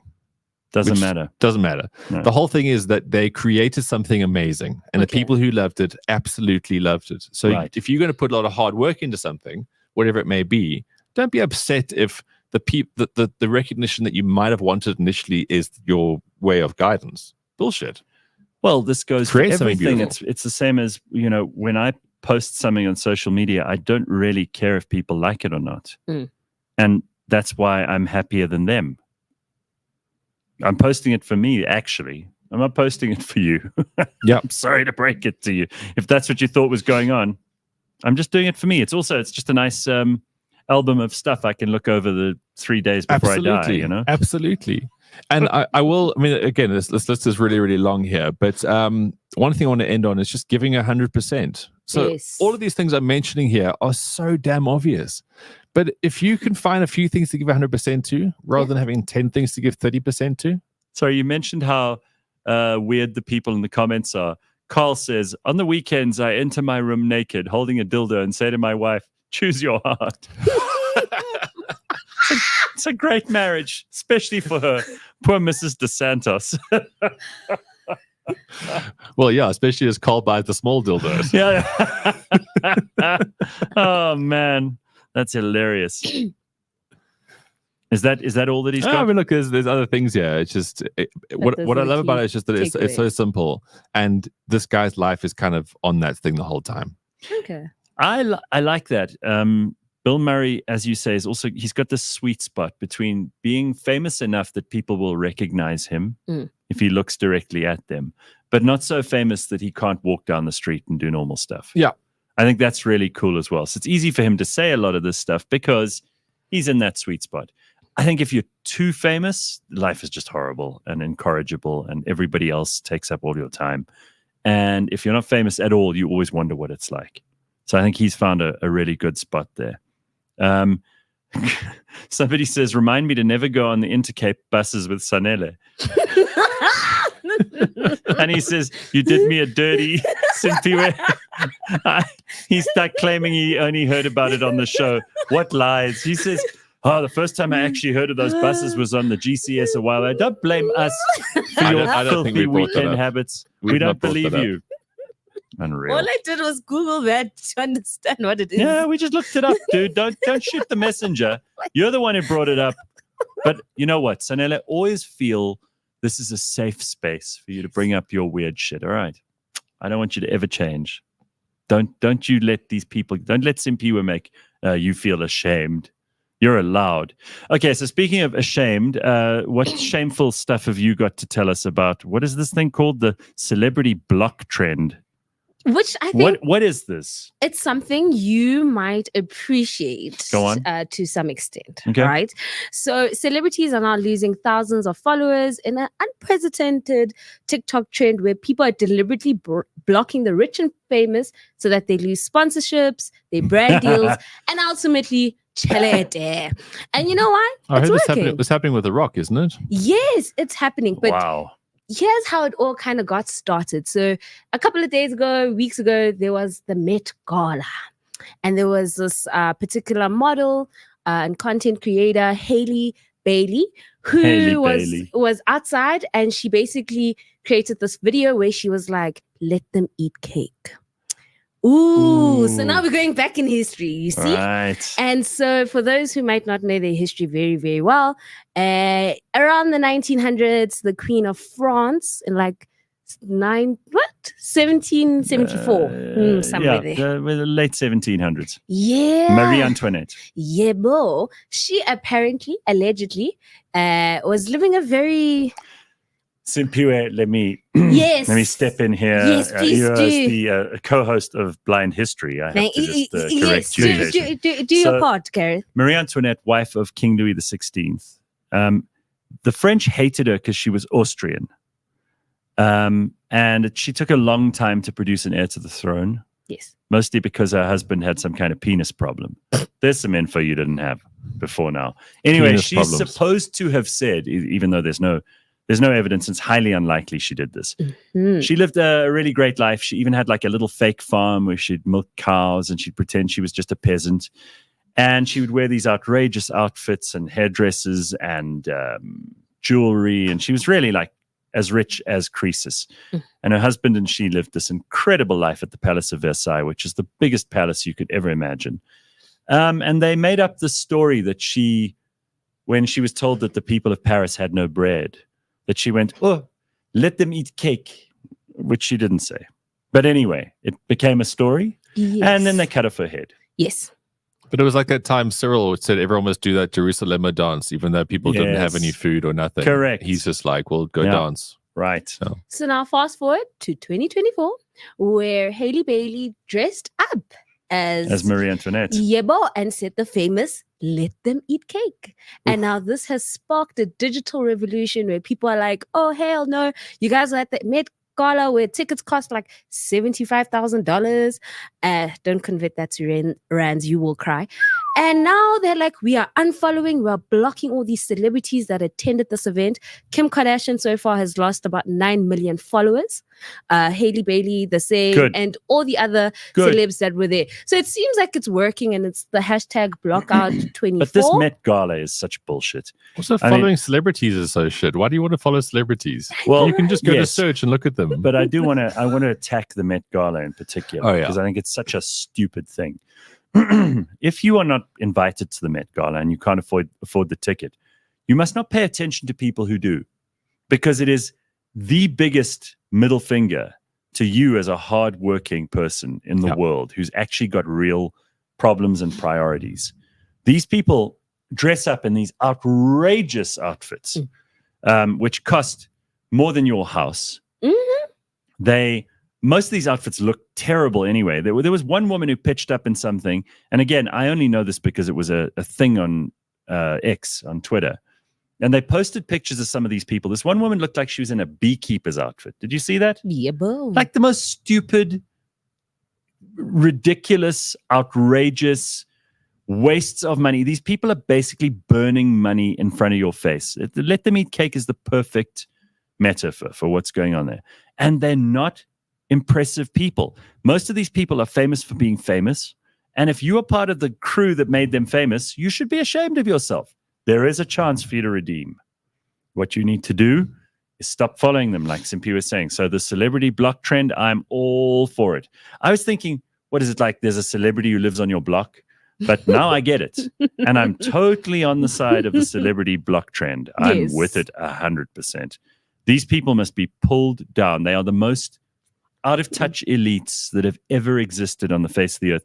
When people throw around the word privilege, like a lot of these people do, there have never been in all of history a more privileged group than this. There has never been anything like it.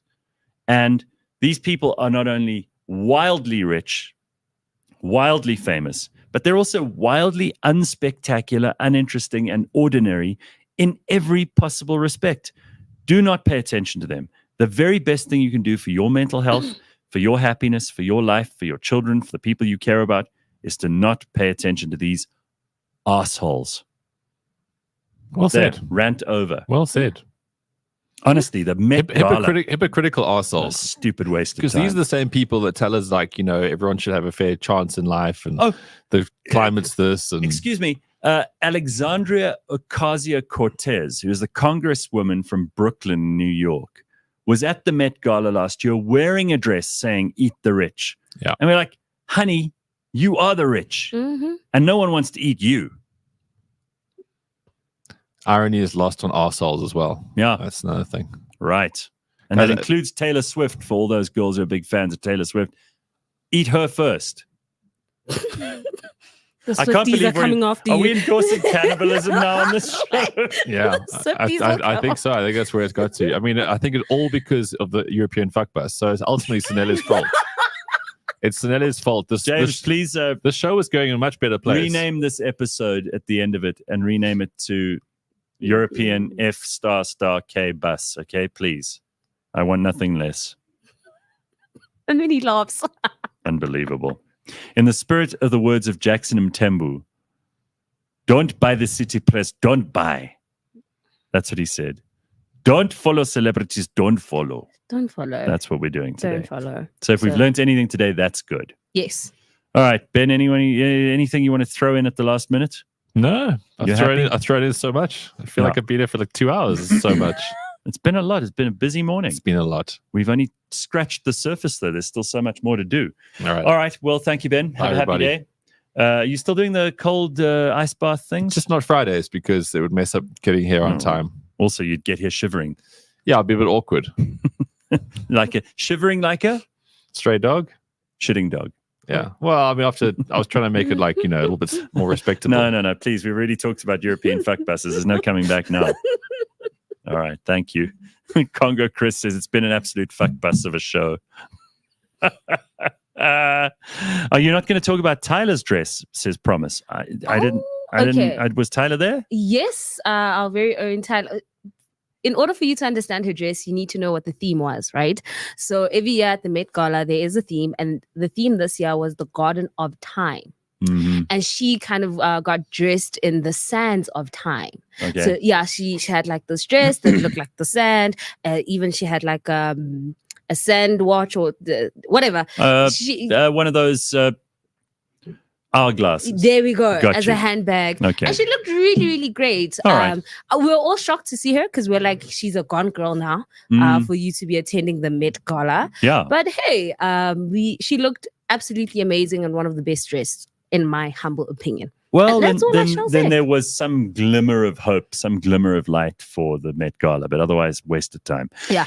So look who's sitting here. It's Costa. I'm going to screw up your surname as I always do every time. Carastavrakis. You nailed it this time. Carastavrakis. And again. Ta-dang. Ta-da. Well done, everybody. Dun, diddle, diddle, dun, dun, dun, dun, da-da, da. We're going to do Zorba the Greek the whole way through the show. I'm just going to keep getting faster and faster until we eventually all... Don't we need plates? We must break some plates. Oh, wait, here, we can break these. Oh, no, don't do that. Elare, how are you?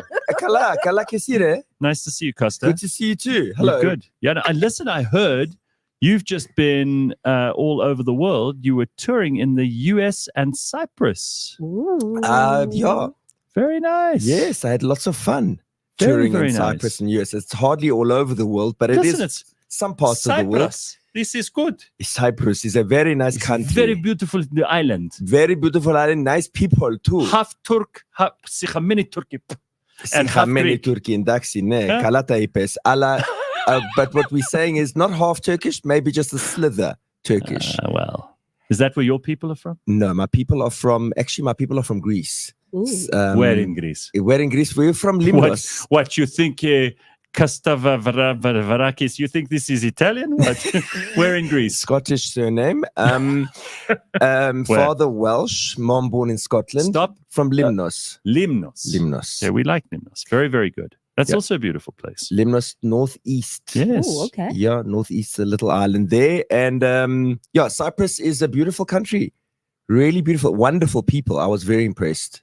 Do they still use the Cypriot pound? No, the Cypriot pound. They're using euro now. Became the euro, everyone else, yeah. Right. Okay. Because they used to have that was the most valuable currency in the world for a while, Yep. wasn't it? Yep, exactly that. Oh, okay. Based- So You did some shows there. You, by the way, Nice. are also the winner of the Savannah Comics Choice Award in 2024 for Best Uplifting Content. Best uplifting Ooh. comedic content. Yes. Okay, so I will Yes. uplift you with my so content. what does that mean? All the other comics are negative and pessimistic? Boring. Yeah, they're boring, negative, pessimistic, and I was the most uplifting one.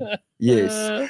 Well, it was an award where you had to enter your best piece of content. So you were rated on one piece of content, which is Sure. really difficult. Damn. You know, What was your, especially- can we play yours? Do we have a clip here? We could play mine. It's the pharmacy one. Yeah. Oh, you got it? Pharmacy. So it's on 2 my minutes. It's on my Instagram. I think it's the second pinned post. All right, don't worry. We'll find Second it. We'll pinned find post. it. Let's not And get, let's not pharmacy get one. hooked The up on pharmacy this. one. And so, when you make content all year long, you kind of think you rate your own content like, oh, I really like that. And then sometimes the ones that get the most likes, you're like, actually, that's not my best one. So it was quite hard sending in one that didn't have the most traction, but it was the Oh. one that I really liked the most. Okay. We'll watch it in a second. But and- you did this thing that I'm very interested in. You were in LA on the open mic circuit. Yes. You got on stage 21 times. How many times did you bomb? 5. Okay, that's Sure. that's not bad. That is Because the crowd is very difficult to judge in different bars and comedy clubs in LA. LA is a tough place. Everyone is trying to be a celebrity. Everyone is a big star. They're just doing waitering in the meantime. And everybody from all over the world goes there to test their mettle. So to only bomb 5 times out of 21, good. Those are good odds. But let's also be fair. Probably another 5 of the audiences, there were maybe only 6 people in the audience, and one was the barman and the other one was the cashier, and you hear things like, so if I got 1 clap, I counted that as a non-bomb. Oh, Jesus. What was a bomb? It's like chase you out of the... No, just dead silence. a bomb was dead silence for like 3 or 4. A bomb is dead silence for 3 or 4 more, 4 or more jokes in a row. Costa, listen, that must be, and I've got the world of respect for comedians because we know even the best guys and the best girls in the business bomb sometimes. Everybody has a bad night. Yes. But to get up there again after that, It does help knowing nobody in the audience. And no, nobody will remember you, and you just walk out of there and you reboot. You literally go, this didn't happen. I often just say I have nothing to learn here, because when you bomb, it's not necessarily that you're bad. If I bombed more like 12 out of 21 times, I'd say, okay, there's something really wrong with my set. There's something really wrong with me. Yeah. But I just decided they were asleep, and maybe that was the reason. did you get on the Laugh Factory stage? So the Laugh Factory, there's different types of open mics in LA. Okay, there's the one type where you pay to get on stage. Oh, Oh, okay. You have to pay $5 for 5 minutes. They're That's a not lot of shy. money. That's how much people Wow. want to get on stage. And then there's other stages where that's the big clubs, of which there are 5 big clubs that see comedians for open mic. Now, to get onto those stages, you have to audition Oh. to be approved to then only go on and be on open mic. So you have to audition just to be allowed to do the open mics. oh, Jesus. The Laugh Factory audition, they take the first 10 people in line and then the next 10 out of a bucket. Wow. So I arrived 2.5 hours early yeah. and I was the 6th one in line. Sure. So you got in? And I waited for 2.5 hours in line. Everybody else had camping chairs. I had nothing. So I just stood there for 2.5 hours. And then you go inside to wait another hour and a half to go up to audition and get 2 minutes on stage. Worth it? Absolutely. Sure. Absolutely. Okay. 4 hours for 2 minutes at the Laugh Factory. That sounds like election day. Yeah. 4 hours in the queue, Just for 2 you to minutes go, in the bloop, booth. bloop, Yeah. bloop, bloop. And isn't that worth it? Even on election day. So standing there for 4 hours to get my 2 minutes on stage. And that was the one. I mean, the Laugh Factory is like a legendary stage and something I really, really wanted to experience. And little did I know I was up against seasoned comics, So out of the 20 of us, they only select 2. So I wasn't one who was selected, Oh, unfortunately. And the 2 that were selected were absolutely brilliant. Wow. stellar. But just to be there and experience that was unbelievable. But I did three such auditions at different clubs, and I passed the other 2. Nice. Yeah. Good Okay, so work. you actually got talent. And I Very got good. booked once. Okay. Once. I got love that booked. for you. I got booked. And let me tell you about the booking. I got booked So once. it's like, oh, so you've actually got talent. What do you, she's the comedian. Okay, let's play this clip. Have we got that clip of Costa's? Let's take a look. This is best uplifting. Hello, I'm so content sorry at to keep you waiting. I know you're not feeling well. It's the flu again, hey? And the itch, I see the rash is back. Anyway, we'll fix you. Doctor says you've got to take for the cough, okay? Just remember, take 1 tablespoon before breakfast. For the nose, just remember 2 sprays per thing with it, only twice a day. All right. Now, please remember, these pills are very important. You're going to take 1 a day, 6 5,000, 6 5 a day. But the 6 5,000, but do not mix the 2 together, okay? Otherwise, you're going to break. So because this is, listen to me. I know. Just put a little bit on. Okay. It'll be fine. Okay, just give it 2 days. All right. If you have any questions, please don't quarantine. Give us a call at 0865 659 3565. Okay. Feel better. Shame, hey?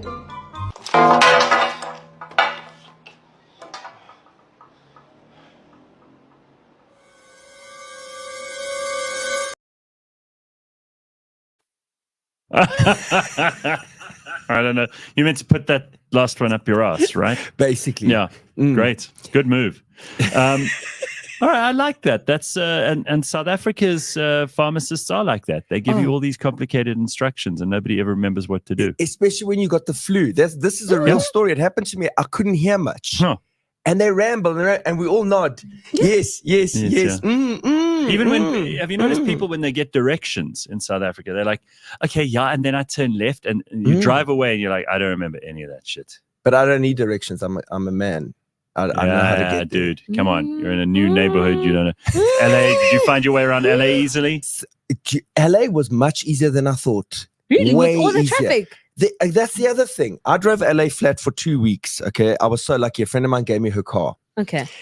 When the GPS says stay in the left 5 lanes, like on a 7-lane highway, you got to know this is a big city. Like left 5 lanes, like you can't even count the 5th one. It's so far away. Huge.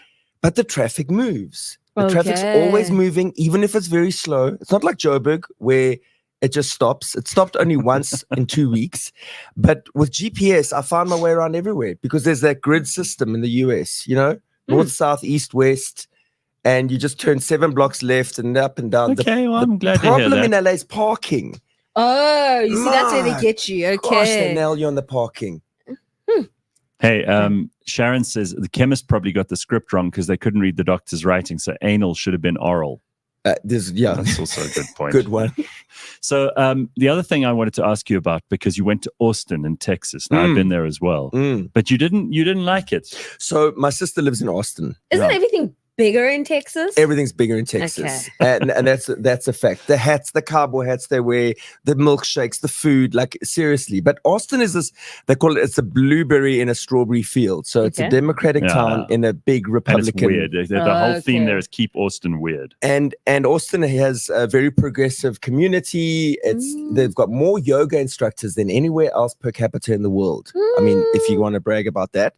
But Austin had a weird scene because everyone was talking about it's the next big comedy scene because Joe Rogan, he's there. Well, yeah, Joe Rogan moved there, and a big comedy scene. Would you have a problem when you don't like him? I don't know. I mean, you just shat yourself when you said his name. I have a very neutral opinion. I don't know if I like him or not. I sometimes like him, sometimes don't like him, and never strongly either way because I don't listen to too much. Don't knee-jerk reaction because it's popular.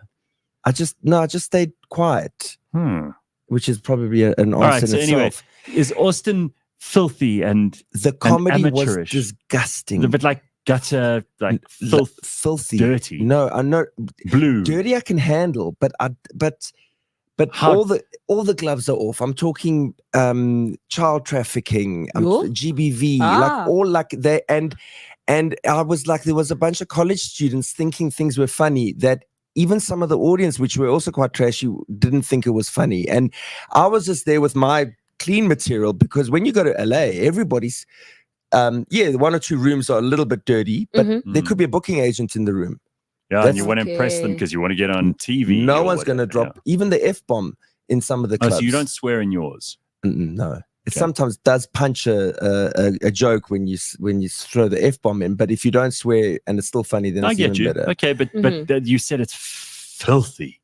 Yeah, I was flabbergasted. Traumatized. No, I was traumatized. Like on some, this is one experience I wish I didn't have. Like because I bombed there spectacularly. In fact, I bombed so badly, I forgot my set. Now, I mean, I have memory issues at the best of times. I'm forgetting your set on stage, and I just sat there looking at this blank audience, and when I drew a blank, and then that was. And did you tickets. think suddenly, oh my God, I'm going to save myself by being filthy? Yeah, no, I had my Miss Venezuela joke, so quickly she came in and saved the day, and then I walked off, and they didn't even like that. But at least I remembered part of my set.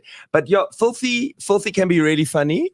But and I mean, I don't often get offended. I was just like, come on, man, can we leave child trafficking and like some really like, but. Come on, Costa. You don't like it, you just leave. There's going to be a filthy room somewhere. No, and there'll always be a crowd that wants that, just like there'll be a crowd that wants the clean stuff. Yeah, but there were 4 in a row. That's what disturbed me. Well, I was like, okay, so this town. So it's just normalized. I was like, this town enjoys it. I feel it. This town enjoys if you it. meet 4 bad people at a party, you don't leave the party straight away, do you? I mean, I wasn't there for longer than a week, so my time was up. Not really your place. Even though your sister lives there, does she say that it's a filthy place? She's not a big comedy fan. Okay. So we know why now.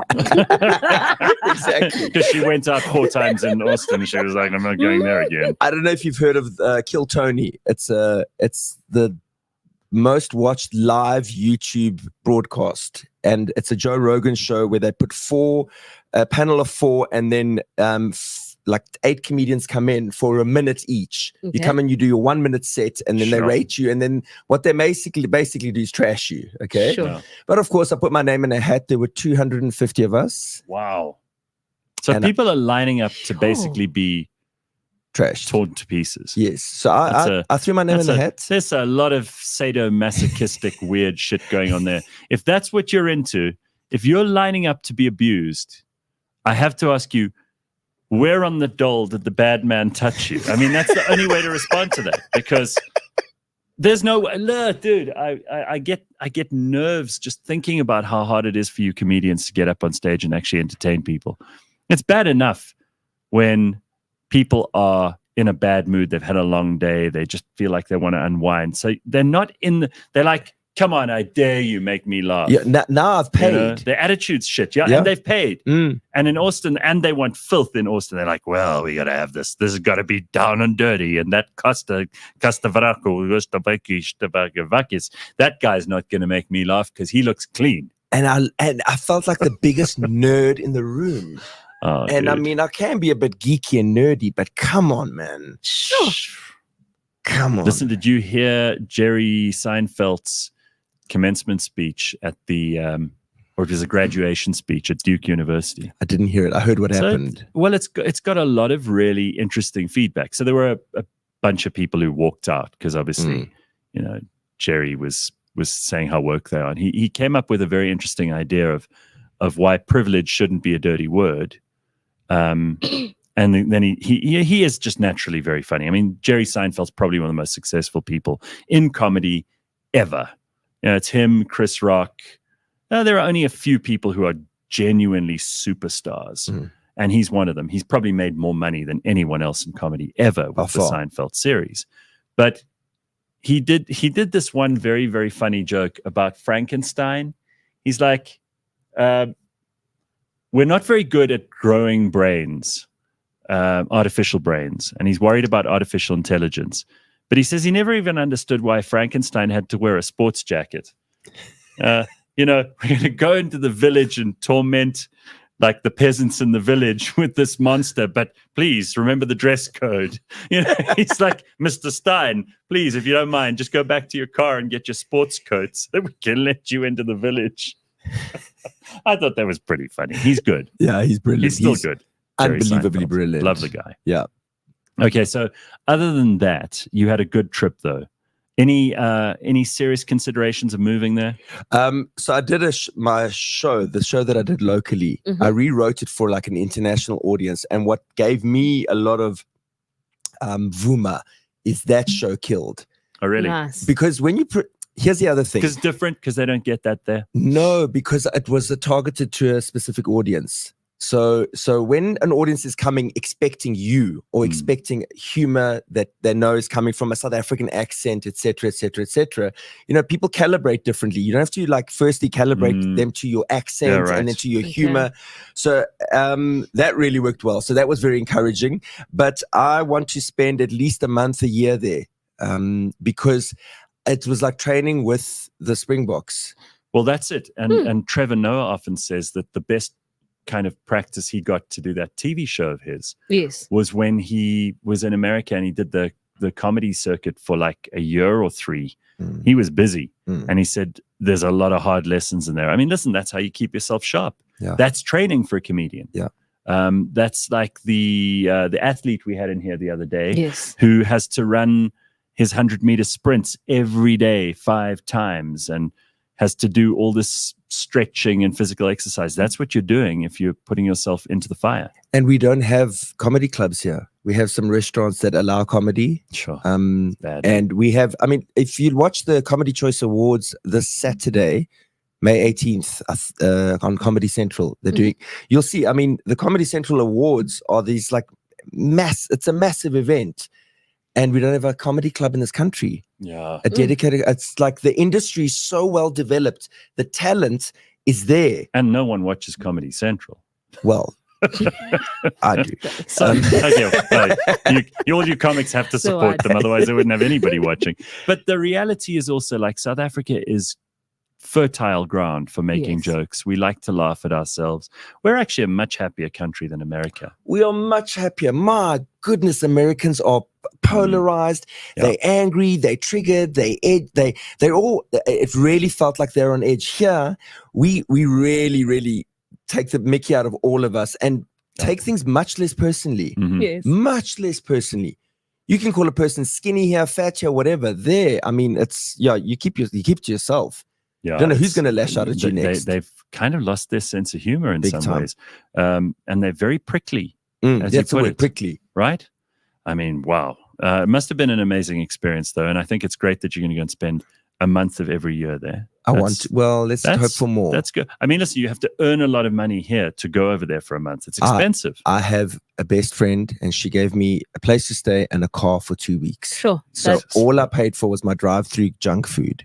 Well, I'll tell you what, how's the McDonald's but that's a good friend to have. Yeah, the McDonald's was amazing. The Jack in the Box was amazing. The KFC was delicious. I ate it all.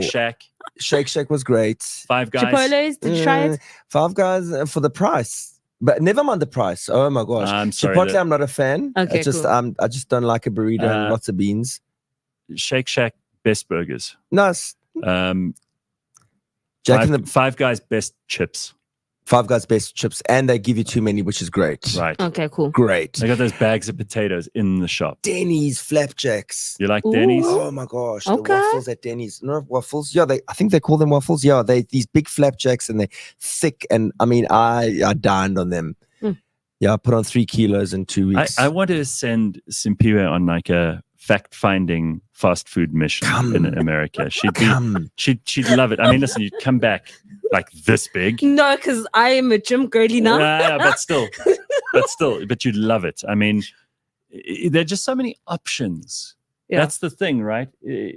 Because America is such a consumer-driven market for everybody's whims and fancies being satisfied at the drop of a hat. They have everything. I did find a lot of the burgers tasted the same everywhere. I even went to Wahlburgers.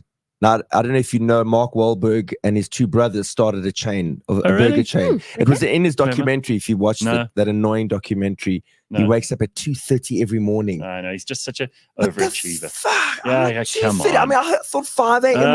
was early. Yeah. God up. bless you, Mark Wahlberg. I mean, he's just good at everything. He's in the best shape ever. He's got a lovely wife. His kids love him. They're good Christians. I mean, he's like That 2:30. He's so annoyingly decent and good.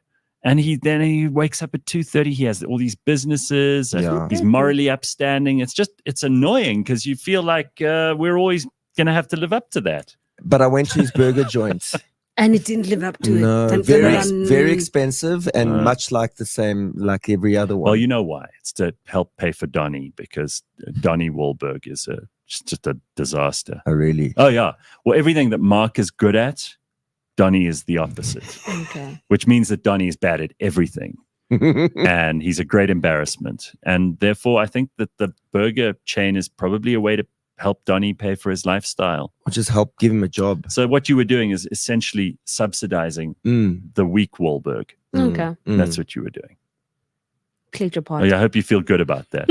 For like 100 rand for like a simple burger. Yeah. Okay. It's like what we do in South Africa for 20 odd people that we don't know. Yeah. Social grants. And now with healthcare, NHI, you're going to be paying for their anal examinations too. Just terrific. It's the best. All right. Wait, did you miss anything about South Africa while you were there? I missed my audience. Okay. Yeah. Yes, I did. especially when you bombed those 5 times. I missed my audience. I missed. I came back and I got a gig which is on tonight. And Where are you tonight? Let Tonight, people know. Tell people about it. So I'm with Nicholas and Jason Goliath and Chris Forrest and Vafa Nagiri. There's a fundraiser at Brescia House. PTA is having a fundraiser. People can buy tickets. Yes, they can buy tickets on the open to the public. Yes, it's the tickets on the Carry app, Karri. Okay.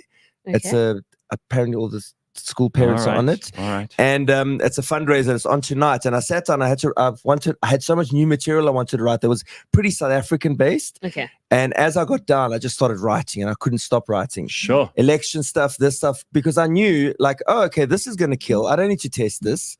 This is going to kill. And like because you know what's going to work and not work. Whereas in America, it's potluck. But that's a nice lineup. Yeah, very nice lineup. That'll be a fun event this evening. Yeah, it will be fun. Nice way to spend your Friday. And it'll be clean, I guess. I hope. Yeah. Well, no filth, please. Well, it is Don't you come with all your dirty words and sex positions and GBV. I do have a joke about that. Like, I've been told my agent told me to keep it clean, Costa, no profanity. So definitely no F word. And this is a private school, a Lani private school. So no P word. No P word. Mm-hmm. Privilege. There we go. Just quote from Jerry Seinfeld. Trust me. Go watch what he said. It was actually very good. And then I go into my white privilege, which you can talk about, Okay. Oh, I love to talk about it. Don't you remember Nina Hasty used to say I love that her favorite form of white privilege is her really, really rich Serbian cousin who has a yacht. Mm. And she tells everybody, she says, that is when privilege is my middle name. And she says, I sun my pasty legs on that there yacht, and I am proud. That's Nina for you. That's me being misprivileged. She loves it. Genetic advantage. I can find a manager before anybody else. Oh, I love it. You need to teach me, it's a thing with my people. We don't complain. It's a thing. I can show you. Oh, yes. Come. Teach. I still think that there are only 2 kinds of privilege: to be mildly serious about the one and completely unserious about the other. The one being like family. Actually having people who love you and having a strong base to grow up in and all that kind of thing. That's real privilege. Yeah. Because I think that counts way more than money or anything else. And the other one is pretty privilege. Like, yes. Am I wrong about the fact that it's just life is just so much easier if you're just pretty? Yes. If you're dog ugly, it's going to be hard. I know. I speak with experience. It's going to be a lot harder. You're going to struggle. You're going to suffer. No one's going to hire you just for your looks. That is true. I will. I'm so happy and glad that I'm not ugly. You're gorgeous. You see, I know that, exactly. and I know the power I have because every time. By the way, I've noticed you are dressing up, and she's doing the makeup on a Friday morning. How do you look like this so early in the morning? She knows it's what the lights. to do. I can't show my age, Simpira helped design the studio, especially to suit her. Yes. Which is why she looks so much better than all the rest of us, apart from her natural good looks. Yes, but all I'm saying is that I know that my smile can get me out of a ticket. You know, the fact that I just like Sawubona baba, and you just, you know, the smile, it's the face. It's the face card. It never declines. Smile or your push-up bra. I mean, if we need to show something off, just to like I said, I'm going to send her on that ticket. tour of America. She'll come back looking very different. She'll be like, so much food. Oh my God. All right. So you're going to go at the same time of year when you go over there? I'm going to try a different season. Yeah. Okay. Go where, like, not an election year would be a good start. Sure. Because that's the overwhelming angst over there at the moment, right? Yeah. So I saw Joe Biden announced this week in a video that's only 13 seconds long, but it's got 5 edits in it. Oh. Which just shows they must have done like 25 takes with this old bastard. But he goes, "Oh, I did 2 debates against Donald Trump in 2020." Cut, 3 times already, right? Well, I'm ready for the next one. No, Bring you're it not. on, Donald. No. I'm Go waiting home. for you. I hear you don't work on Wednesdays or something. It's so bad. It's like it's going to be like watching old people playing bingo in the old age home. It's awful. And you know, they don't want an audience for him because they know it'll distract him, because he's like this all the time. He thinks he's shaking hands with people half the time that aren't even there. Just falling. Or shitting his pants or whatever he does. You know, he's a really, really doddery old man. And I don't know how they agreed to this. It's going to be a disaster. Even if Trump is having his worst day ever, he's at least mentally present, you know? Like he's an asshole and all of that stuff, but he's mentally present. And he'll say, Sleepy Joe, do you want a suppository? And then everyone's going to laugh. It's going to be really Fake bad. news. Imagine being Joe Biden agreeing to this. What a stupid move. Who do you think's going to win? I would say that the opinion polls at the moment are completely on Trump's side, which frightens the hell out of the left. But they pulled some dirty tricks last time, and I wouldn't put it past them to do it again. It is a disaster. I just feel sorry for America, because I like America. I really do. I like Americans, a lot of friends there. It's a good country. And I do still think that it's one of the best places in the world by a long and wide margin. If you give me America or Albania, it's not a hard choice. America or Afghanistan, it's not a hard choice. America or Azerbaijan, and that's just A. So give me some others, and I promise you they're going to come up tops on every one of these. That's why immigration is so up and immigration is so down. Any country, if you just calculate how many people want to get in and how many people want to get out, you see quickly whether it's a good country or a bad country. I'm happy to spend a couple of months a year there, but bring me back home every year. Dude. No, I wouldn't want to live there. Gosh. No, I like here. And I know people are very nervous and upset and tense about our elections, which are coming up in 12 days or something. Yeah, just around the corner. Still gonna get interesting, guys. But don't worry.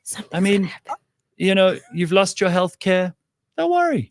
That is not you're the paying cherry. more tax. Don't worry. I think they still have one more. You don't have up their electricity. Don't worry.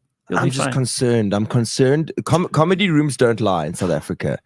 And what the comedians are laughing about and what the people are laughing at, when people start making jokes about, I'm not voting because there's nobody I like, or there's nobody I believe in, and the whole room nods their head.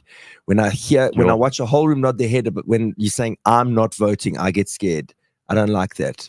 People are opting out, and I'm like, get to the polls, vote. I mean, I'm voting EFF. Love that you're honest about it. Electricity for 4 ways. Come on now. I get you. I was waiting for that one to drop. Give us back the land, Rovers. Okay, that's a good one. But no, just vote. Yeah, please. Put that X somewhere. Listen, I mean, it's too late if you haven't registered, right? Because that's over. But if you have registered and then you decide, nah, I'll just stay in bed today, or I'll watch some shitty series about a stalker on Netflix, rather just go, please do it. Just go and vote. I mean, like, I don't want to be sitting here in June and people are going, and we have no electricity. My life is really difficult. my doctor's just gone to Colombia because there's more opportunity there for them and they're not being paid by the government. You kind of are part of the problem if you don't 100%. At least go and vote, right? 100%. All right. So you are going to vote. You are going to vote. Yes. I'm going to vote. All right. I'm going to vote to listen to what the conversations are like in the queues. I skipped the queues. I've figured it out.